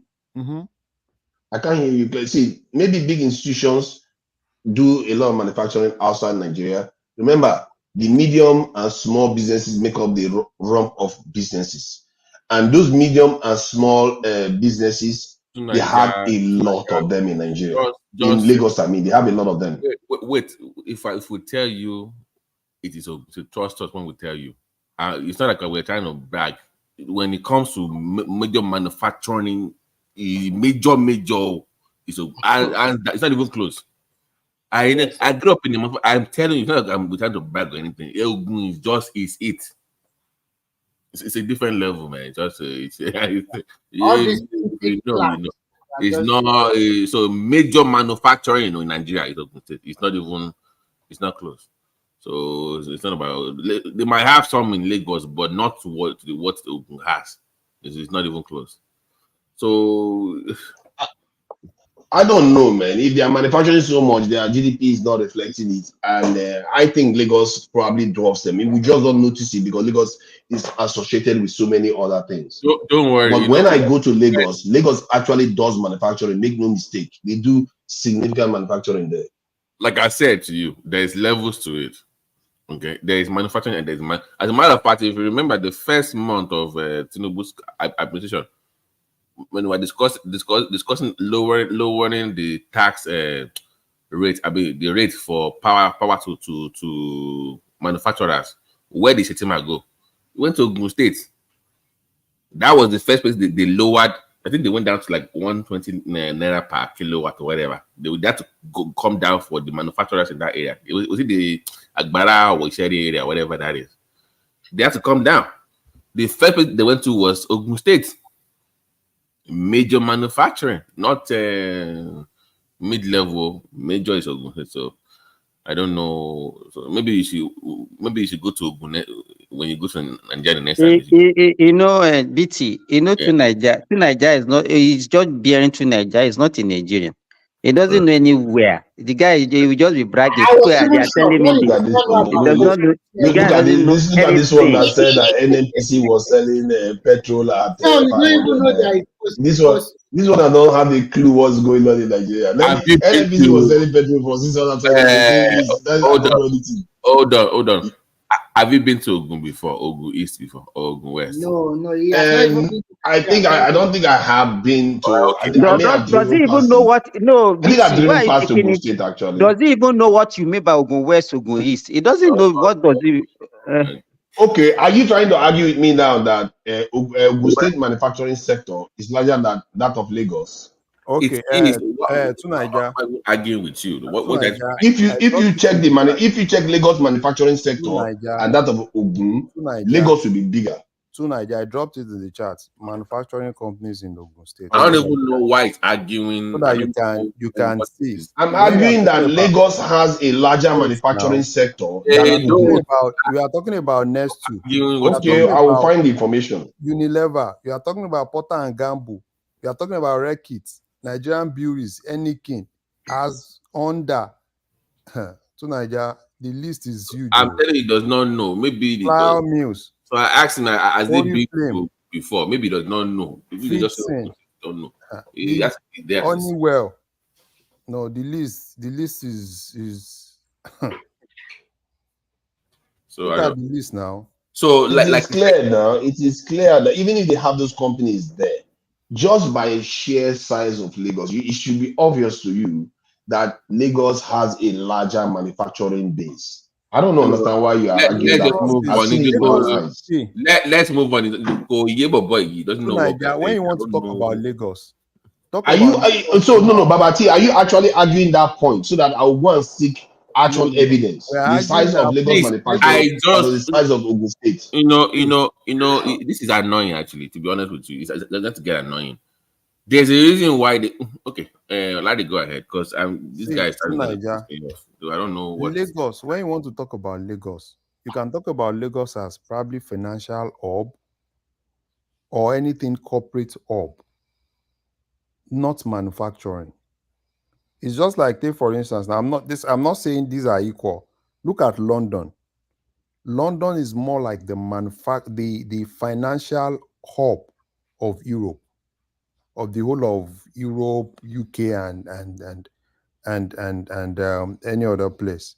It's just like if you come to the US, when you talk about New York is kind of like that hub, right? You can't talk about manufacturing and talk about places like New York. Doesn't mean that there's no manufacturing in New York. They have some. I'm telling you, I grew up in manufacturing. I grew up in Ogun West. I'm telling you. And I asked for a reason that have you been there before? And you said no. So you can't tell me based on what you are googling online. Someone that actually lives there is telling you for a fact, and you're arguing with me that Lagos has more. I don't know why you're even doing it. I don't know what the argument is. No, I think you can separate both of them and try to find out which one has a larger contribution. Both of them account for quite a large chunk of manufacturing in Nigeria. That I is true. said Well major over 70%. your major manufacturer, like on the crazy large scale manufacturing, not your medium, large scale manufacturing is Ogun. Is what we are saying. Okay, now you're using a different term to qualify it. Yeah, I don't know about that. All I'm saying is that manufacturing is telling you about manufacturing. Nestle. He's telling you about Honda. He's telling you about flour mills. He's telling you about Honeywell. Those are big, massive things now. Not Sikira pure water company. That is not what I'm talking about. See, Sikira Pure Water Company is still a manufacturing company. Stop, my guy, stop go with that. So no, I get what you mean. If you want to argue for heavy industry manufacturing, but here's the point. Do you know, even as big as those numbers is, we can actually triple that in 8 years if the government actually do the right thing. That's what pisses me off, like, because I have seen it before, and even though they collapsed, or some that are collapsed, so it used to be bigger before. But to bring those things back and to bring those incentives back, the government is failing. So you somebody imagine you have a business, you have a building in, let's say, Songota. You are working in Lagos, for instance. You are forced to go and rent in Lagos to work in Lagos, even though you have a property in Ogun State. You can't even sell the property. let me just read this information. Let me read this information that I'm getting here. It says, further details disclose that in Lagos, the Ikeja zone recorded a production value of 1.8 trillion naira, while the APAP zone value dropped to 500 and something billion. While Ogun industrial zone produced goods worth 867 billion naira in the second half of the year. So you can see the scales of difference. This is Ikeja zone and Ogun zone. And you see the scales of difference. That's what I'm talking about. Sometimes we forget that Lagos actually produces a lot of stuff. I've seen it before. Okay, So can you bring up Agbara? Let me even find let me find some manufacturing hubs, because it's been a minute. Give me 1 second here. Why is this one saying I like to argue blindly? I'm not arguing blindly. I'm arguing based on facts and figures. I don't just take my own words, because I know nobody will believe it. So, are we counting Dangote, Larry? Are we counting Dangote in Igbese as part of that? Is Ogun West, right? Dangote has not even been included. If you include Dangote, don't even go there. Guess where, Larry? Guess where? Sorry, I mean Sunanja. That is in Ogun West now. Dangote is in Ogun West now. In Igbese, right? Dangote refinery is Ogun West. No refinery. That's not. No, cement. Okay, cement. So I think it is included. I think it's included as their entire GDP. That's not even included. It's part of the GDP of Ogun State now. Wait now. Dangote cement is not even included. These other cement. Why not? This is local cement. Lafarge. Yes. Do you know the capacity of Lafarge? He doesn't know now. You have the okay, no. But why do you say it's not included? You can't just say it's not included in the GDP or VAT or whatever. Why do you say it's not included? I want to understand. In what? In the GDP or the production value that is posted for Ogun State. For VAT? Because I'm trying to say that the values that are produced, the total value of production in Ogun State is less than that of Lagos. And you are saying it's not included. So I want to understand what you mean. So when is I don't want to go on with this argument. I think we are in circles. We don't know that that's still not their like argument. It will never accept. It will continue to bring a lot of. What do you mean? Why should I just accept blindly? I have to accept if you give me fact. If you give me fact now that says Ogun is producing $5 trillion worth of manufacturing, I will tell you, okay, fine. Pardon? So let me give you assignment. Tunanja, let's do assignments. You have a paper and so you just study Ogun West. Go to SMC, for instance, the iron industry. Go to Agbara Estate, just do some research on it and look at the companies there. Then compare the numbers. So that will give you an idea of how big it is. Can they do better? Yes, they've messed up because of the government's policies. So you can do Agbara, Ewekoro, Igbese, Ifo, Mowe Bafo, Kagamu, Abeokuta. Don't even let me go to Central with our mining. That will kill. It's we have all the some water Ifo. It's all over the place. So we are not, the issue that the government is not doing enough to tap into, link together to what Lagos has to offer us in terms of traffic. Link it together. Let's benefit from each other. That's the issue that we're having in Ogun State. So that's it, man. But I don't know why you're arguing about having manufacturing. So I don't know, but no, it is what it is. I'm just saying, I don't know what, I didn't fully get your drift on the assignment you're giving me. But I'm just You saying, should based leave on my to Nigeria observation, alone. There is no manufacturing in the Lagos is a state massive now. state. There is no manufacturing in data. So what are you talking about? see, the other aspect of this is that we have to look at scales of states. Some states are bigger than others. Hold on. I said large manufacturing, and we gave you names, but you're yet to mention 2 or 3 major that we can compare and say, okay, this one is also big too. Give us 2 or 3 names from Lagos, and let's compare it to what you have in Ogun. Then we can make. Okay, see, I cannot say I know large names in Lagos. Yes. Naija, let me give you this so that probably we can close this thing. I dropped something on the chat. So look at it, look at the numbers. These are real numbers, and compare what you have coming from Ogun State and what you have coming from Lagos. Probably that will help. Okay, I will look into it. So the reason why sometimes you have to be a little bit more cautious when making such claims, because Lagos, the scale of Lagos is quite high. The population and what is going on in Lagos is quite high. So every little thing that they do, you can say maybe to the GDP of Lagos in terms of percentage, the manufacturing sector is smaller than that of this in Ogun State. But in terms of scale, the size is probably going to be bigger because there's a lot of population there, and the manufacturing started earlier in Lagos than in this in Ogun State. So you can see why the scale in Lagos will be higher.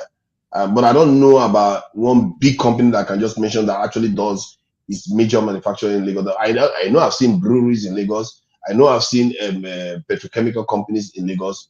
I know I've seen like even in Ikeja, there are areas that you go to, it's just all manufacturing, and it's in Ikeja there. I know I walked through those areas before. So if you look at the gutters in those areas, you see some of the chemicals flowing through. Those are the things I've seen while I was in Ikeja there. So it's not like Lagos doesn't do manufacturing; they do. It's just that people don't recognize it for that. All they recognize for is the population and the revenue that they are generating. So that is that anyway. What else? Now that we'll make sure that Ogun State shall never speak again. Let's figure out what we are going to do. This is discuss next. For me, anyway, what I see in Nigeria right now, I feel bad for Nigerians. That part of the problem that Nigerians are having is that it's not necessarily that the hunger will kill everybody. That is not what is going to kill Nigerians. What is going to kill Nigerians is that the state is, if you're a smart person, the state wants to destroy you.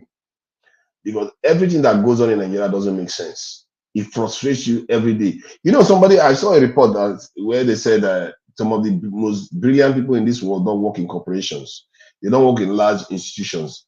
The reason why that is because their intelligence will be challenged. Because when you work with large institutions, you will have to toe the line.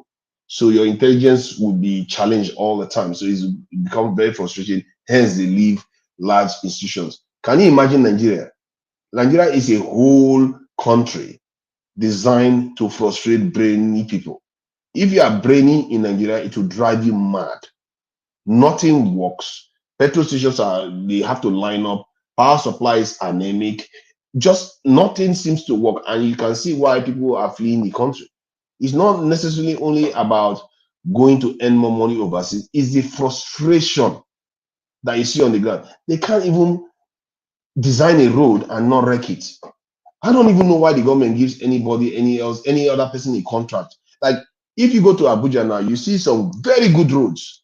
I see some very terrible ones. Why do you give those people that build terrible roads contracts? Just even if you build 1 kilometer every day, do it well so that it lasts for 10, 20, 50, 40 years. Like the way you build the main roads. I don't know why they build all those useless roads. If you go to some parts of Abuja, you just feel sorry for these Nigerians. Even Ikoyi, I was watching a YouTube video on on YouTube, and some parts of Ikoyi is so dirty, full of poor people. The development you see in those areas is just, I don't understand why Nigerians leave their state like that. For the life of me, we know that we have problems, but some of all this is not technology. It's just simple common sense, tidying up your area. You go to some of the wealthiest areas even in Abuja, you see rubbish everywhere. It's like, why do we behave like that? And if you go into Nigeria, you see the same pattern repeating itself over and over again. And it's a country that if you have conscience, if you want things to work well, you go mad. You don't want to stay there because every day your senses will be challenged. That is my observation of what I've seen in Nigeria. I just hope that people make sense of it. And in conclusion, from what I've seen, I just feel like, man, this country, we've not gone into a point where we are going to say enough is enough. We have to fix our country ourselves. And, we've not gotten to that point yet. I don't think we are divided.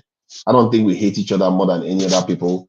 I don't even think the Black community is that divided as we like to think.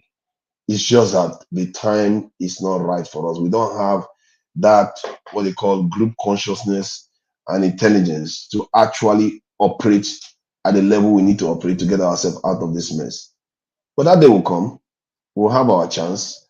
And if we are going to make it, we will make it. If we are not going to make it, we're not going to make it. It's just one life. It's just what it is. And I think that day is going to come not very long from now.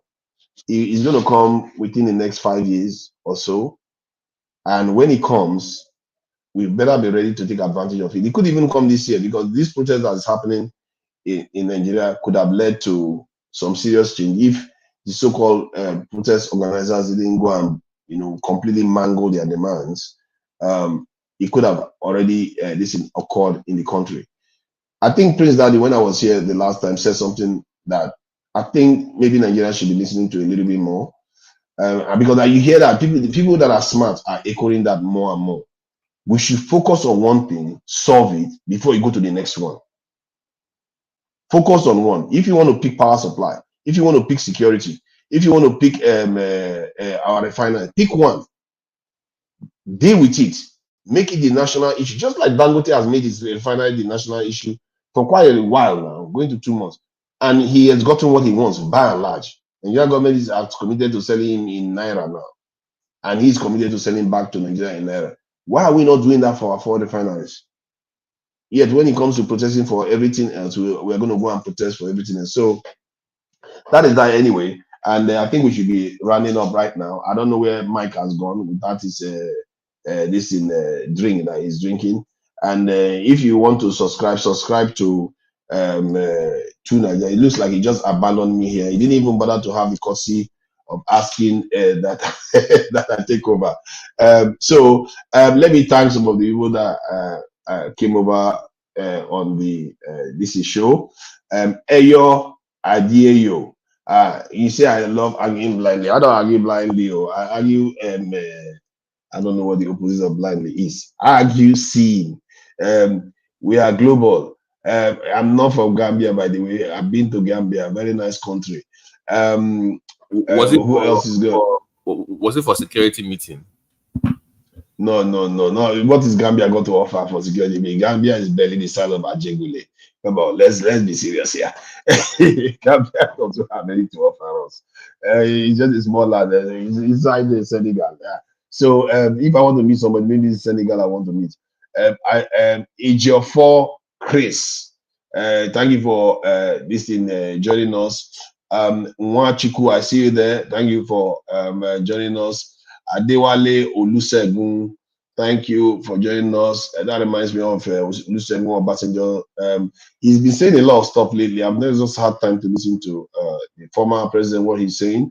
BT616, which is Baba T, thank you for being here and joining us. Aderemi Koka. Thank you for joining us. That is Remy. He thought I kicked him out of the studio. I didn't kick anybody out of the studio. Only Darati that I took out to be able to come in. That was it. And I admitted to it. That is that. Who else is there for me to thank?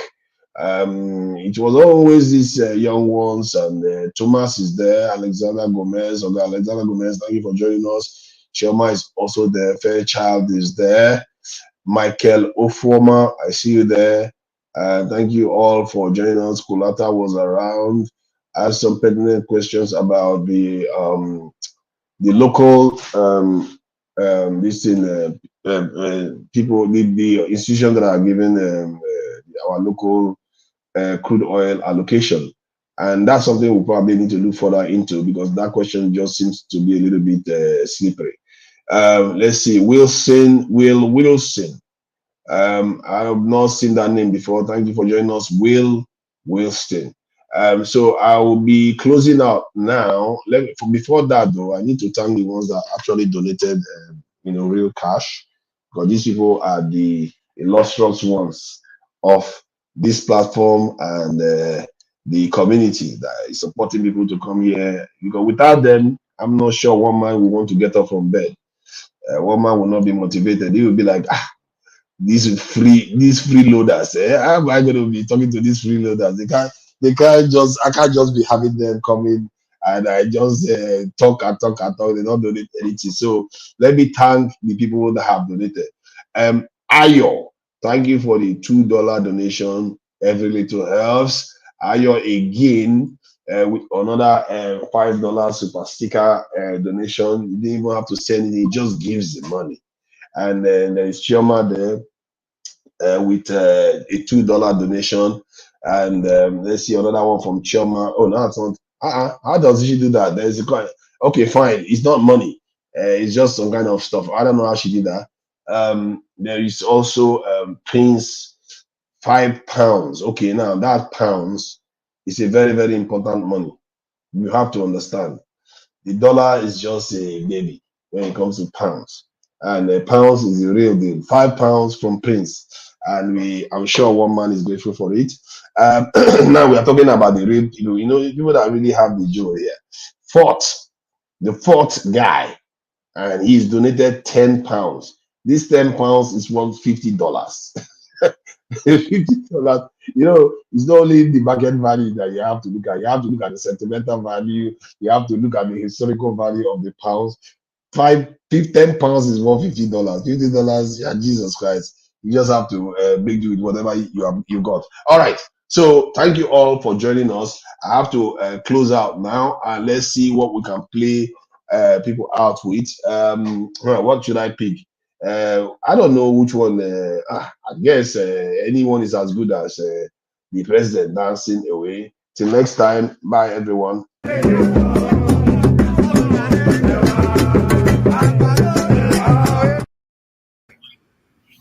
No, I don't end the show.